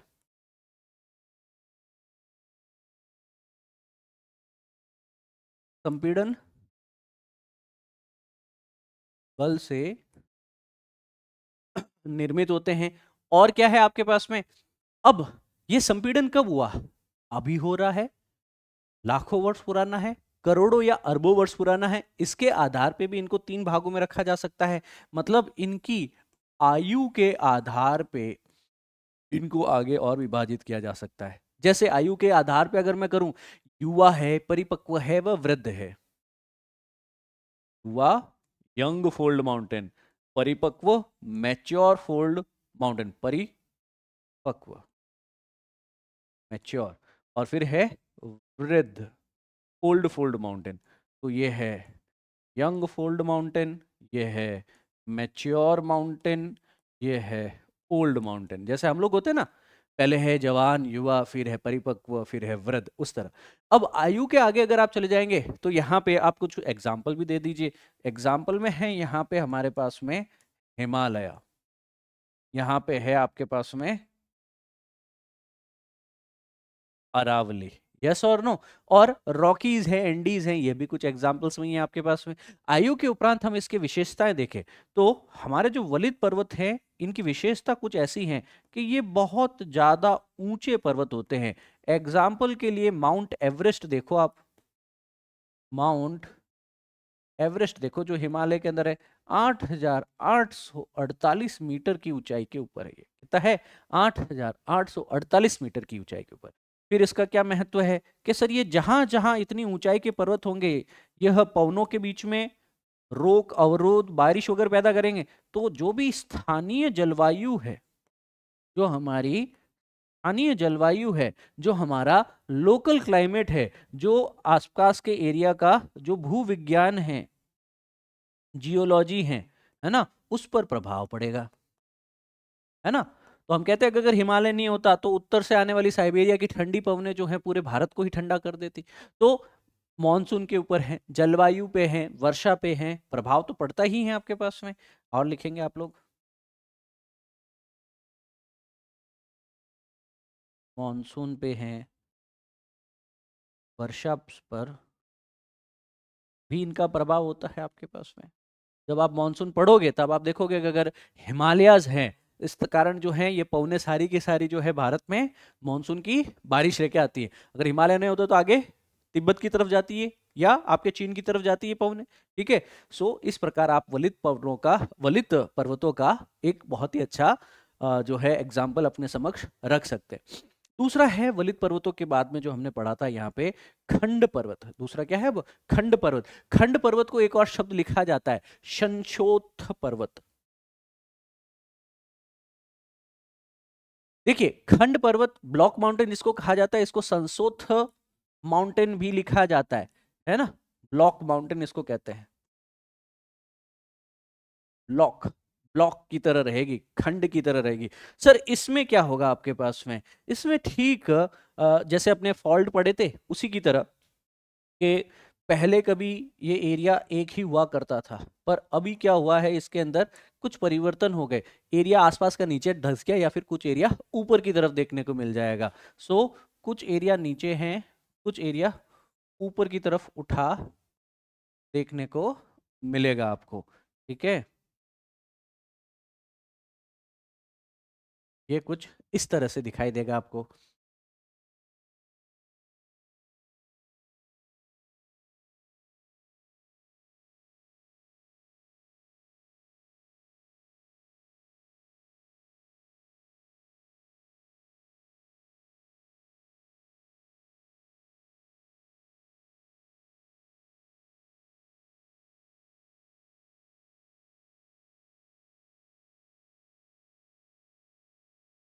हम्म, अब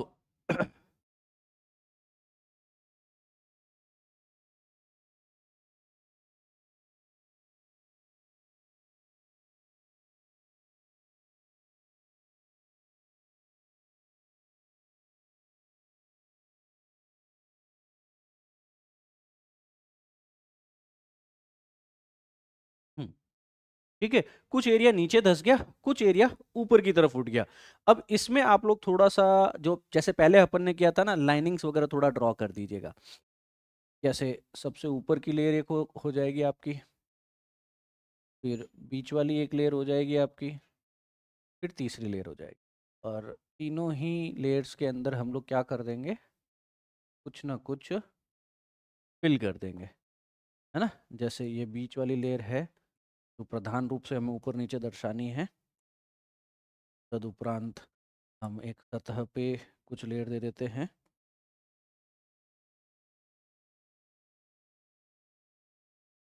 अब सबसे नीचे भी एक जो है लेयर दे देते हैं हम लोग, जैसे black layer.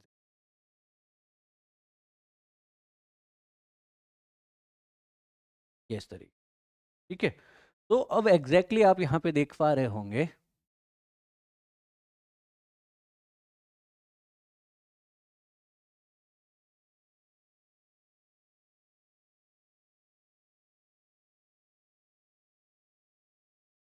Is it better now? Is it any better? तो सर कुछ एरिया जो है ऊपर खसक चुका है, कुछ नीचे आ चुका है। जो ऊपर वाले एरिया को जो हम नाम दे रहे हैं, उसको नाम दे रहे हैं, ये वाला एरिया क्या होगा आपका? हॉर्स्ट। और ये जो नीचे जा चुका है एरिया, ये नीचे गए हुए एरिया को हम लोग क्या नाम दे रहे हैं? याद रखना, हॉस्ट एंड ग्रेबान ट्रोपोग्राफी बहुत ही इंपॉर्टेंट है। Host and ग्रेबन, GRA, host and ग्रेबन topography. तो ये हॉस्ट एंड ग्रेबन टोपोग्राफी में क्या हुआ है, सबसे पहले हम लोग लिखेंगे दोस्तों यहाँ पे कि सर हमारी हॉस्ट एंड ग्रेबन टोपोग्राफी में भ्रंश रेखाओं में विस्थापन हुआ। तो ये है हमारी भ्रंश रेखा, है ना, ये हमारी फॉल्ट लाइन। तो क्या है यहाँ पे, ये जो भ्रंश रेखा में विस्थापन हुआ है, एक चट्टान का खंड नीचे चला गया, एक ऊपर चला गया। और ये क्यों होता है, विस्तारित बलों के कारण, एक्सपेंशनल फोर्स के कारण, ठीक है ना। ये क्यों है आपके पास में,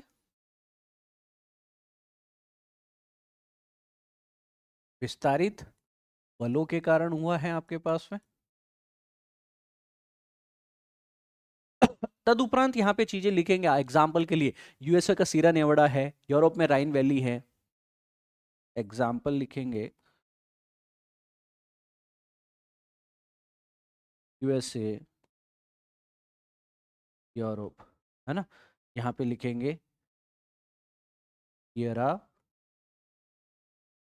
नेवाडा, और यहाँ पे लिखेंगे राइन वैली, ठीक है ना। तो यूरोप और यूएसए में ये दो एक एग्जाम्पल है कि भ्रंश रेखाएं जो है आपके पास में, वो सपाट घासियों के फर्श पे देखने को मिलेगा, कुछ भाग ऊपर उठ चुका है। जो ये भाग ऊपर उठा है, मतलब पहले ये एरिया पूरा सपाट हुआ करता था, ये पहले एरिया पूरा क्या हुआ करता था, एक पूरा फ्लैट हुआ करता था। फिर इसमें दो भ्रंश पैदा हो गए, इसमें क्या पैदा हो गए आपके पास में, दो भ्रंश पैदा हो गए, है ना। कुछ भाग ऊपर उठ गया, कुछ भाग नीचे चला गया। तो यहाँ पे हम लोगों ने क्या कहा है कि भ्रंश रेखाओं पे विस्तारित बलों ने कार्य किया है, एक्सपेंशनल फोर्सेस ने कार्य किया है, कुछ भाग नीचे ढह गए, कुछ भाग ऊपर चले गए हैं। अब इसके अलावा एक और माउंटेन प्रकार हो सकता है जिसको हम कहते हैं गुम्बद। भैया गुम्बद क्या होगा, जैसे ये हमारे पृथ्वी की सतह है, ये हमारे अर्थ की सरफेस है, इस सरफेस के के अंदर जैसे अगर हम लोग देखने की कोशिश करें, ये हमारी अर्थ है ना, ये हमारी अर्थ है, ठीक है ना। अंदर है क्या भैया, क्या आप कहेंगे कि सर सर आपने बताया था अंदर है एक मैग्मा, पिघली हुई चट्टाने, अंदर क्या है, मैग्मा, पिघली हुई चट्टाने हैं सर, आपके पास में मैग्मा चैम्बर है। सर क्या ये मैग्मा ऊपर आने की कोशिश करता है समय समय पे, बिल्कुल सर, आपने बताया था कि सर ये एक कॉन्ड्यूइट पाइप के माध्यम से जगह बना करके सतह पे आने की कोशिश करता रहता है। और जब ये सतह पे आने की कोशिश करता रहता है, यह मैग्मा ऊपर की तरफ जब ये गति करता रहता है, तो इस पृथ्वी की सतह को थोड़ा सा ऊपर की तरफ उभार दे सकता है कई बार। तो कई बार क्या हो सकता है कि हमारी जो ये पृथ्वी की सतह है ना, यह इस मैग्मा के प्रभाव में ऊपर से ऊपर की तरफ क्या उठ सकती है, थोड़ा उठ सकती है।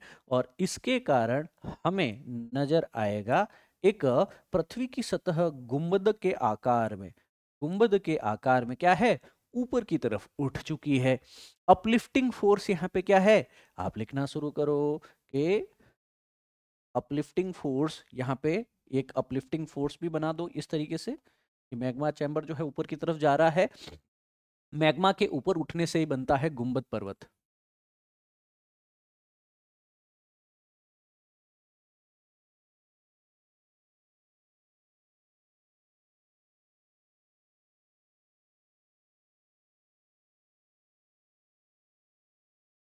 तदुपरांत आप लिखेंगे कि यहाँ पे जो भूपर्पट्टी है, हमारी अर्थ की जो सरफेस है आपके पास में, जो कभी आपके पास में ये वाली अर्थ की जो ये सरफेस है, अब ये क्या हो चुकी है आपके पास में, यह एक गुंबद के रूप में ऊपर उठ चुकी है। तो गुंबदाकार भूपर्पट्टी देखने को मिलेगी। भूपर्पट्टी कैसी देखने को मिलती है दोस्तों हमें,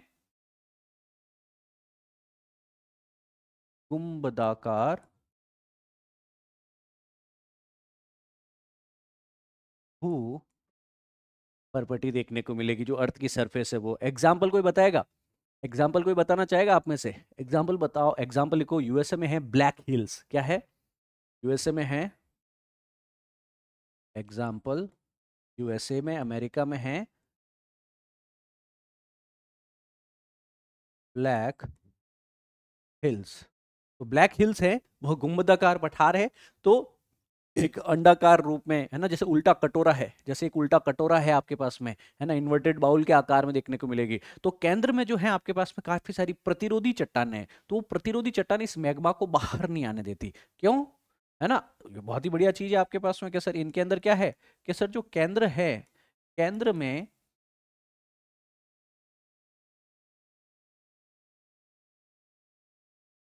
प्रतिरोधी चट्टाने हैं, है ना, और यही चीज तो लावा को, मैग्मा को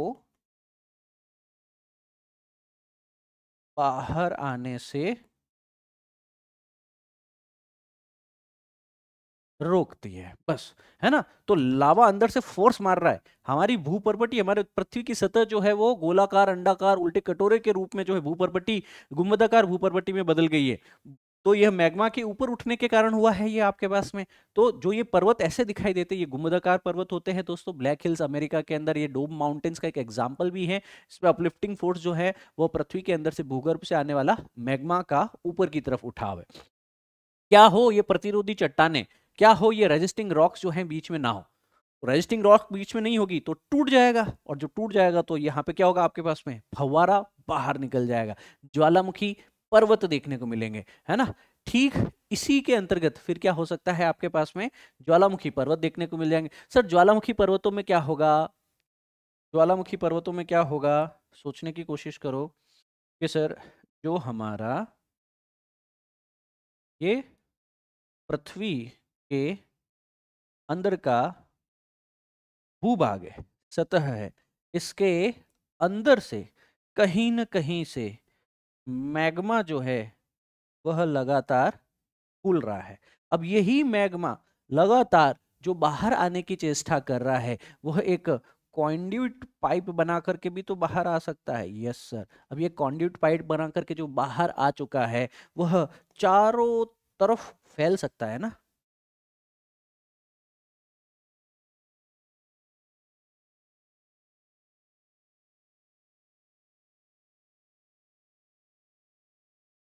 ये इस तरीके से, और यहाँ पे एक पूरा ऑल टुगेदर पर्वत का ही इसने जैसे निर्माण कर दिया है ना, जैसे इसने पूरा ही एक पर्वत का ही निर्माण कर दिया। तो ऑल टुगेदर अगर मैं देखने की कोशिश करूं दोस्तों, तो यहाँ पे मुझे क्या देखने को मिलेगा कि सर सबसे पहले तो पृथ्वी के भूगर्भ में है यह मैग्मा। यह मैग्मा जो है वो लगातार कहाँ से, यहाँ से, इन जगहों से बाहर आने की चेष्टा कर रहा है। ठीक है, और वो संभव भी हो पाता है आपके पास में कुछ केसेस के अंतर्गत। और धीरे धीरे यह जमता जाता है, जैसे जैसे मैग्मा बाहर आएगा वह अलग अलग जो आपके पास में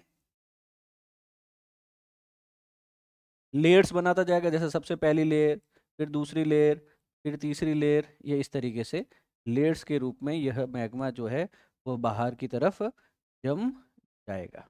ठीक है, तो इसने क्या बना दिया, ओवरऑल आपके पास में पृथ्वी की सतह पे ही एक माउंटेन का निर्माण कर दिया। और यह जो पृथ्वी के अंदर कहीं न कहीं आपको मैग्मा देखने को मिलता था, वह बाहर जो है हमें लावा के रूप में फटता हुआ नजर आ रहा है। यह लावा के रूप में नजर आ रहा है, और यहाँ पे जो है एक ज्वालामुखी पर्वत जो है वह नजर आ सकता है। यस और नो, ये समझ पा रहे हैं आप लोग। क्यों, इस बार जो प्रतिरोधी चट्टाने बीच में थी वो है ही नहीं, तो ये गुंबद की तरह ऊपर नहीं उठा। तो निर्माण क्या है आपके पास में कि तनाव या संपीड़न बढ़ने के कारण जो फॉल्ट लाइन है उसके साथ क्रिस्टल ब्लॉक्स का विस्थापन हो सकता है, और भूपर्वती के झुके हुए भ्रंश और विस्थापन खंड यहाँ पे शामिल हो सकते हैं। विभिन्न क्रम की पर्वत श्रृंखलाएं यहाँ पे हमको देखने को मिल सकती है। वॉल्केनिक माउंटेन्स जो है आपके पास में, जनरली वॉल्केनिक माउंटेन्स कहाँ देखने को मिलेगी, जनरली वॉल्केनिक माउंटेन्स हमको देखने को मिलेगी जो प्लेट टेक्टोनिक्स के किनारे टेक्टोनिक गतिविधियों वाले क्षेत्र में।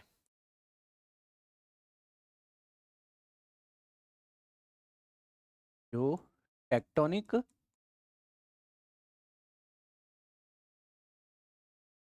गतिविधियों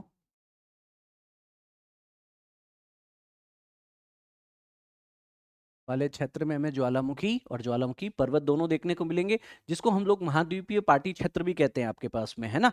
पैसिफिक रिंग ऑफ फायर भी कहते हैं। क्या कहते हैं आप लोग, पैसिफिक रिंग ऑफ फायर, परिप्रशांत अग्नि वलय भी कहा जाता है आपके पास में। और एग्जाम्पल है आपके पास में इसमें माउंट सेंट हेलेंस अमेरिका के अंदर, माउंट सेंट हेलेंस, इसमें एक अमेरिका के अंदर जो है 1980 में बहुत ही बड़ा ज्वालामुखी विस्फोट हुआ था आपके पास में। जापान में माउंट फ्यूजी,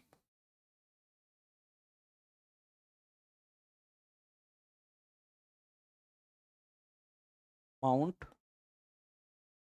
फ्यूजी ये कहाँ है आपकी, जापान। तो ये क्या है आपके पास में, यह सारे के सारे एक जापान में ये प्रतीक भी है, देश की सबसे बड़ी ऊंची चोटी भी है ये माउंट फ्यूजी, याद रखने के लिए, ठीक है ना। सो अब इनका निर्माण कैसे कैसे हुआ होगा, प्रक्रिया क्या है, या तो सबडक्शन जोन में मैग्मा का निर्माण जहां पे भी होता है उसके कारण यह बने। तो इनकी विशेषताओं की जानकारी आपको जरूर होनी चाहिए कि जहां जहां पे इस प्रकार के माउंटेन्स आपको देखने को मिल रहे हैं, जहां जहां पे इस प्रकार के माउंटेन्स आपको देखने को मिल रहे हैं वो सारे के सारे क्षेत्र क्या होंगे, वहां पे शंक्वाकार शिखर, शिखर पर क्रेटर के साथ में शंक्वाकार आकार होता है जिसको शंक्वाकार क्रेटर भी कहा जाता है। तो शंक्वाकार क्रेटर, जैसे ये जो क्रेटर है इसमें एक शंकु के आकार का एक गर्त नजर आएगा, ठीक है ना, और फिर यही हमारी पृथ्वी। तो इसके अंदर से यह मैग्मा जो है, मैग्मा चैम्बर से ऊपर की तरफ जा रहा था। तो ये कीपाकार, शंक्वाकार, शंकु की तरह, कीप की तरह, है ना, एक क्रेटर देखने को मिलेगा। और सारी की सारी जो यहाँ से मैग्मा निकल रहा है वो एक अलग अलग लेयर के रूप में निकलेगा, मतलब यहाँ पे आपको स्तरित संरचना देखने को मिलेगी।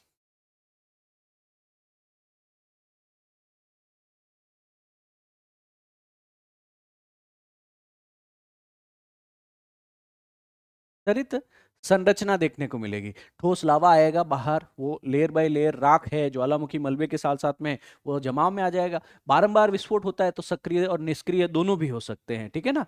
तो इसमें विस्फोट के आधार पर जो बार बार विस्फोट होते हैं तो सक्रिय ज्वालामुखी होगा, है ना, सक्रियता होगी उसमें। और जो विस्फोट बार बार नहीं होंगे तो निष्क्रिय,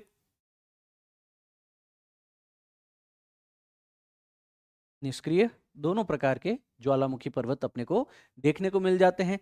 इनके बाद में देखने को मिलते हैं हमें जो है, इनके बाद में देखने को मिलेंगे अवशिष्ट पर्वत। कौन से हैं, अवशिष्ट पर्वत। देखिए जो हमारे अवशिष्ट पर्वत है इसे रेजिडुअल या इरोजनल माउंटेन्स भी कहा जाता है। तो जो अवशिष्ट पर्वत है वो अपरदनात्मक पर्वत भी इनको लिखा जाता है।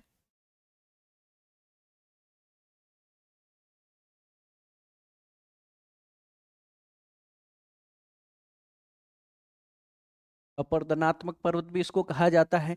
तो हुआ क्या था गुरुजी आपके पास में कि शुरुआत के अंदर, है ना, ये टोटल, ये आपका इस तरीके से, एक मैं डायग्राम बना लूं तो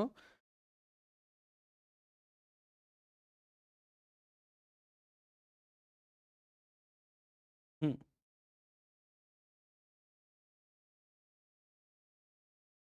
ये आप समझ में आया आपको कि जो ऊपर वाली है आपके पास में चट्टाने, वो चट्टाने कैसी हैं, वह चट्टाने हैं सॉफ्टर, लेस आपके पास में रेजिस्टेंस चट्टाने हैं, ठीक है ना।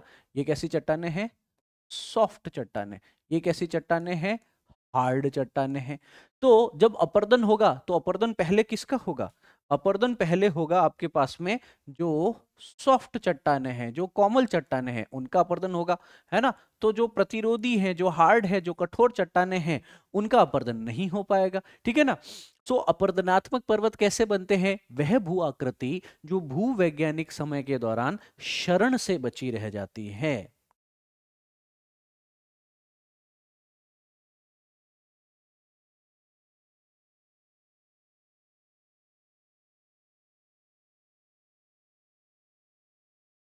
क्योंकि ये हार्ड रॉक्स है, और जब ये क्षरण से बची रहेगी तो प्रायः किसी बड़े पर्वतीय क्षेत्र के अवशेष होते हैं। जैसे पहले बहुत ही बड़ी बड़ी यहाँ पे क्या थी, पर्वत श्रृंखलाएं हुआ करती थी, बहुत ही बड़ी बड़ी पर्वत श्रृंखलाएं हुआ करती थी। पर अब क्या हुआ आपके पास में, उस पर्वत श्रृंखला के अंदर से, जैसे जैसे ये बड़ी बड़ी पर्वत श्रृंखलाएं थी आपके पास में पहले, है ना, यंग फोल्ड माउंटेन बहुत ऊंची ऊंची है, जैसे आपके पास में माउंट एवरेस्ट जैसी। पर धीरे धीरे इरोजन होता गया, और उस इरोजन के बाद में जो है इनके अंदर होता गया अपक्षय। क्या होता गया, अपक्षय। तो इनमें से बचा कितना है अब आपके पास में, कि सर यही भाग बच पाया, यही भाग बच पाया। तो जो बाकी के ऊपर की सॉफ्ट रॉक्स थी वो क्या हो गई आपकी, गायब हो गई। वो क्या हो गई अब आपकी, हट चुकी है। तो समझ में आया आपको भाग, कि सर जो बाकी की चट्टाने थी ऊपर की, उनका तो क्या हो गया, अपर्दन हो गया। वो तो क्या हो गई, हवा से, पानी से, ग्लेशियर से, मिट्टी के साथ, चट्टानों के साथ टूट करके अपर्दनात्मक रूप से वो उसका क्षरण हो चुका है। अब जो पीछे बच गया, इसको हमने कह दिया अवशिष्ट पर्वत। तो जनरली प्राय बड़े पर्वतीय क्षेत्र के अवशेष के रूप में इनको जाना जा सकता है।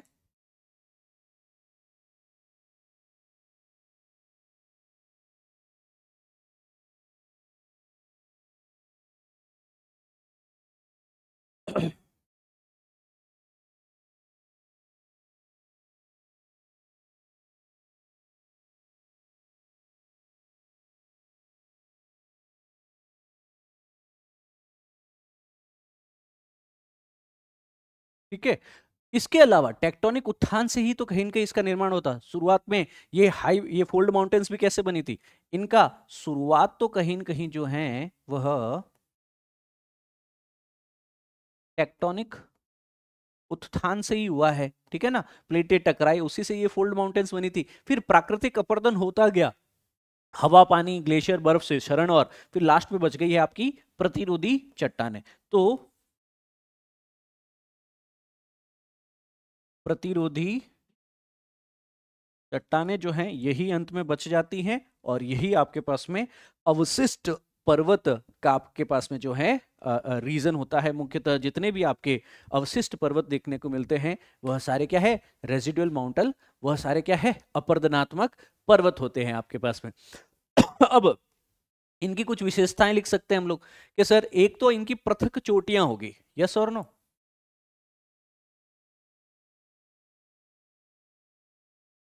जो पीक हैं, जो चोटियां हैं आपके पास में, वह पृथक होगी। तो अवशिष्ट पर्वतों में अलग अलग थलग जो है उबड़ खाबड़ चोटियां होगी आपके पास में।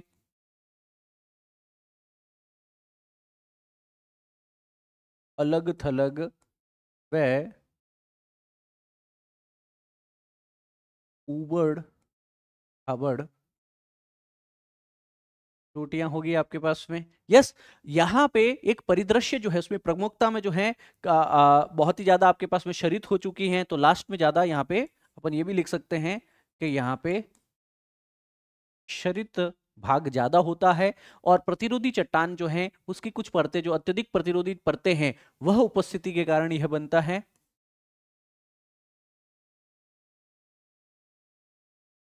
प्रतिरोधी चट्टानों की परतों की उपस्थिति के कारण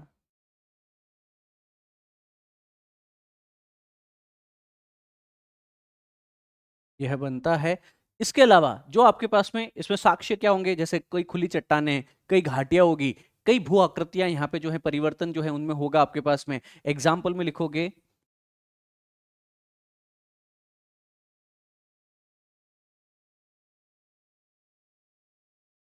ब्लैक फॉरेस्ट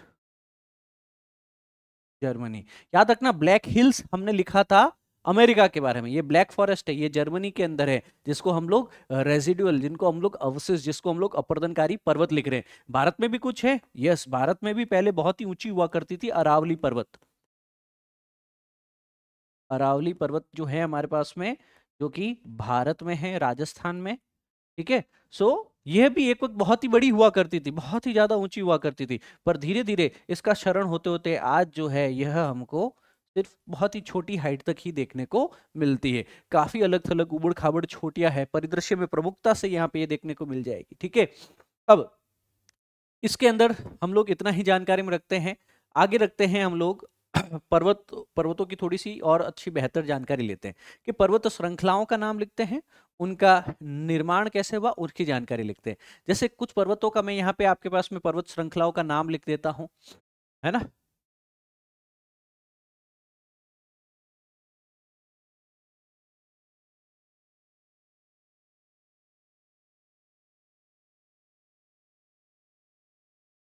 पर्वत श्रृंखला, वो पर्वत श्रृंखला जो है कौन से, टेक्टोनिक प्लेट्स के टकराव या अभिसरण अपसरण से उसके अंतर्गत है। उनकी अवस्थिति के बारे में भी जानकारी लिखते हैं, मतलब लोकेशन, अवस्थिति क्या है उनकी, राइट। सो यहां पे हम लोग लिखना शुरू कर सकते हैं। सबसे पहले है, हमारे से ही शुरू करें क्यों ना, जैसे हमारा है हिमालय, ठीक है। हिमालय के अलावा अगर हम लोग जैसे पहले हिमालय ही लिख ले, हिमालय जो है इंडियन, ऑस्ट्रेलियन और यूरेशियन प्लेट के टकराने से हुआ है, तो इसको लिखेंगे इंडो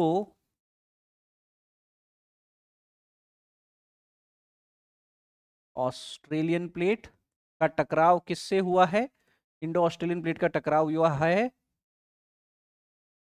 यूरेशियन प्लेट से टकराव के कारण हुआ है। अब याद रखना इसकी लोकेशन हिमालयस की जो है वो 3-4 देश में, जैसे भारत, पाकिस्तान है, भारत, नेपाल, नेपाल के अलावा हमारा भूटान है, चीन है, भारत, नेपाल, भूटान, चीन। तो ये है प्रमुख प्रमुख देश हैं दोस्तों आपके पास में जहां ये लोकेटेड है। इसके बाद में हम एंडीज की बात करते हैं। एंडीज, एंडीज जो पर्वत श्रृंखला है ना दोस्तों आपकी, तो दक्षिणी अमेरिका प्लेट और नास्का प्लेट, दो प्लेटों के टकराव से हुआ है। एक है आपकी नास्का जो कि माइनर प्लेट है, यह किससे टकराती हैं, दक्षिणी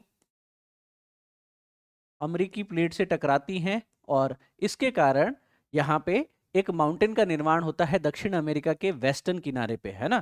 तो पूरा आप दक्षिणी अमेरिका देखेंगे, मैप देख सकते हैं, दक्षिणी अमेरिका का जो पश्चिमी किनारा है ना, तो उस पश्चिमी किनारे के आसपास में आपको देखने को मिलेगी एंडीज पर्वत श्रृंखला। फिर है आपकी रॉकीज,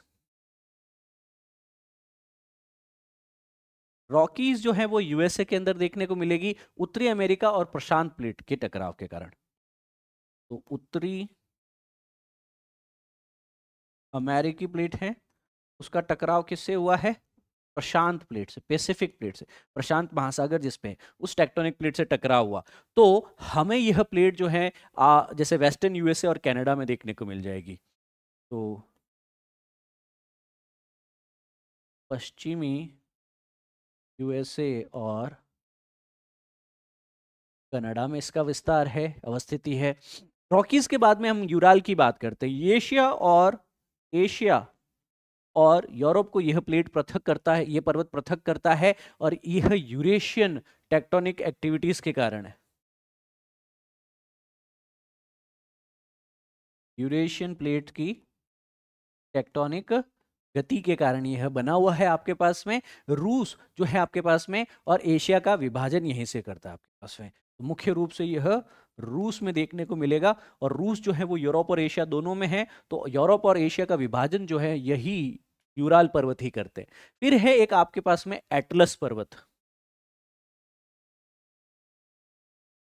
एटलस पर्वत। तो एटलस पर्वत श्रृंखला जो है अफ्रीका और यूरेशियन प्लेट के टकराने से हुआ।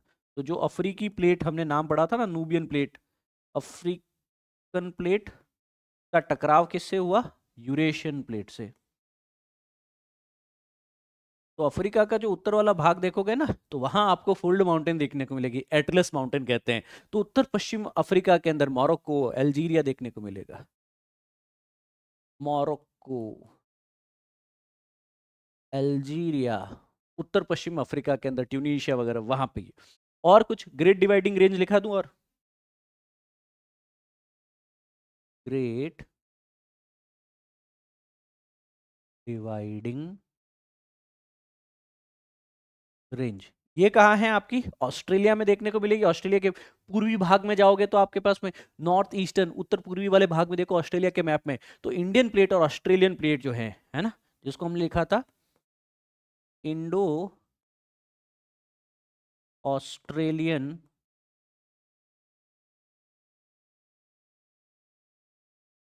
प्लेट का, इंडो ऑस्ट्रेलियन प्लेट किससे टकरा रही है यहाँ पे, प्रशांत प्लेट से, प्रशांत प्लेट से टकराव के कारण हो रहा है। यह आपको कहाँ देखने को मिलेगी, नॉर्थ ईस्ट ऑस्ट्रेलिया में, उत्तर पूर्वी ऑस्ट्रेलिया में जो है आपको यह देखने को मिलेगी। तो मुख्य मुख्य पर्वत कौन से हैं, इनकी लोकेशन क्या है, यह याद रख। अब याद रखना ये सारा जो भी हमने पढ़ा है यह अंतरजात बलों में पढ़ा है। किस में पढ़ा है, हमने ये सब कुछ पढ़ा है अंतरजात बलों में।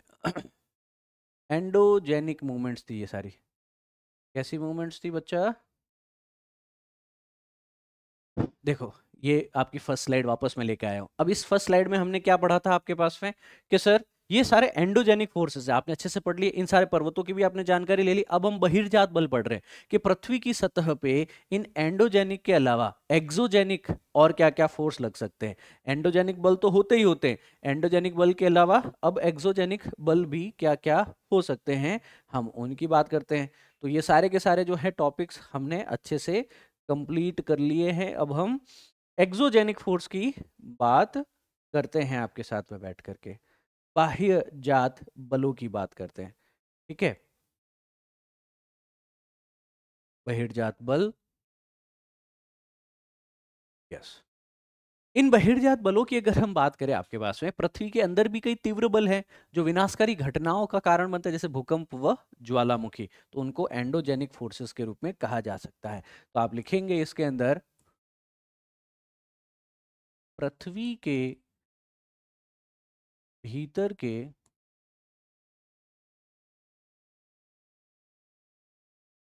तीव्र विनाशकारी बल, इनके कारण क्या हो सकता है, एक आ जाएगा अर्थक्वेक, भूकंप आ जाएगा, और एक आ जाएगा ज्वालामुखी। यस और नो, ये दो ही तो घटनाएं होगी इनके कारण, कोई तीसरी घटना होगी नहीं सर। तो ज्वालामुखी विस्फोट और भूकंप जो है तीव्र गति के आते हैं, इसकी प्रमुख घटना है। एग्जाम्पल में लिखेंगे आप लोग, Pacific ring of fire,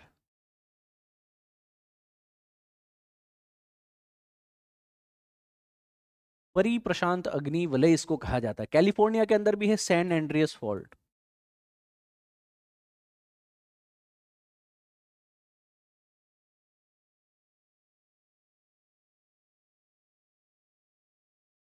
California San Andreas fault, ये दोनों ही इंटरनल फोर्सेस के ही एग्जाम्पल है कि तो पृथ्वी की सतह पे है आपके पास में, तो अंतर्जात बल तो वो हो गए। अब है आपके बाह्य जात बल। तो अब बाह्य जात बल जो है आपके पास में, बहिर्जात बल, वो क्या काम करेंगे। बाह्य जात बल जो है वह ऐसी प्रमुख प्रक्रियाएं हैं जो, वह प्रक्रियाएं जो क्या करेगी, पृथ्वी की सतह पे बाह्य बाहर से अपक्षय करेगी, क्षरण करेगी,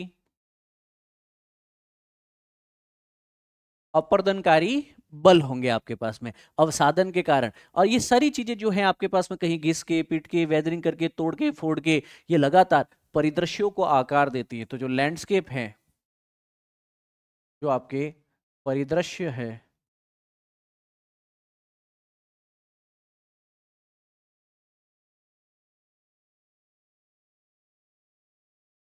परिदृश्यों को आकार देती है। इसका प्रमुख कारक आप देखेंगे तो कारक के रूप में है पानी है, अगर ग्लेशियर है तो आपका बर्फ है, अगर वायु जिसको हम लोग पवन की श्रेणी में भी रख सकते हैं, हवा है, ठीक है ना। अब यहाँ पे बल जो है बहुत ही ज्यादा, इसका प्रभाव बहुत ही स्लोली नहीं आता, ये दीर्घ काल में अपना प्रभाव डालती है। तो इस बलों का प्रभाव दीर्घकालिक होता है।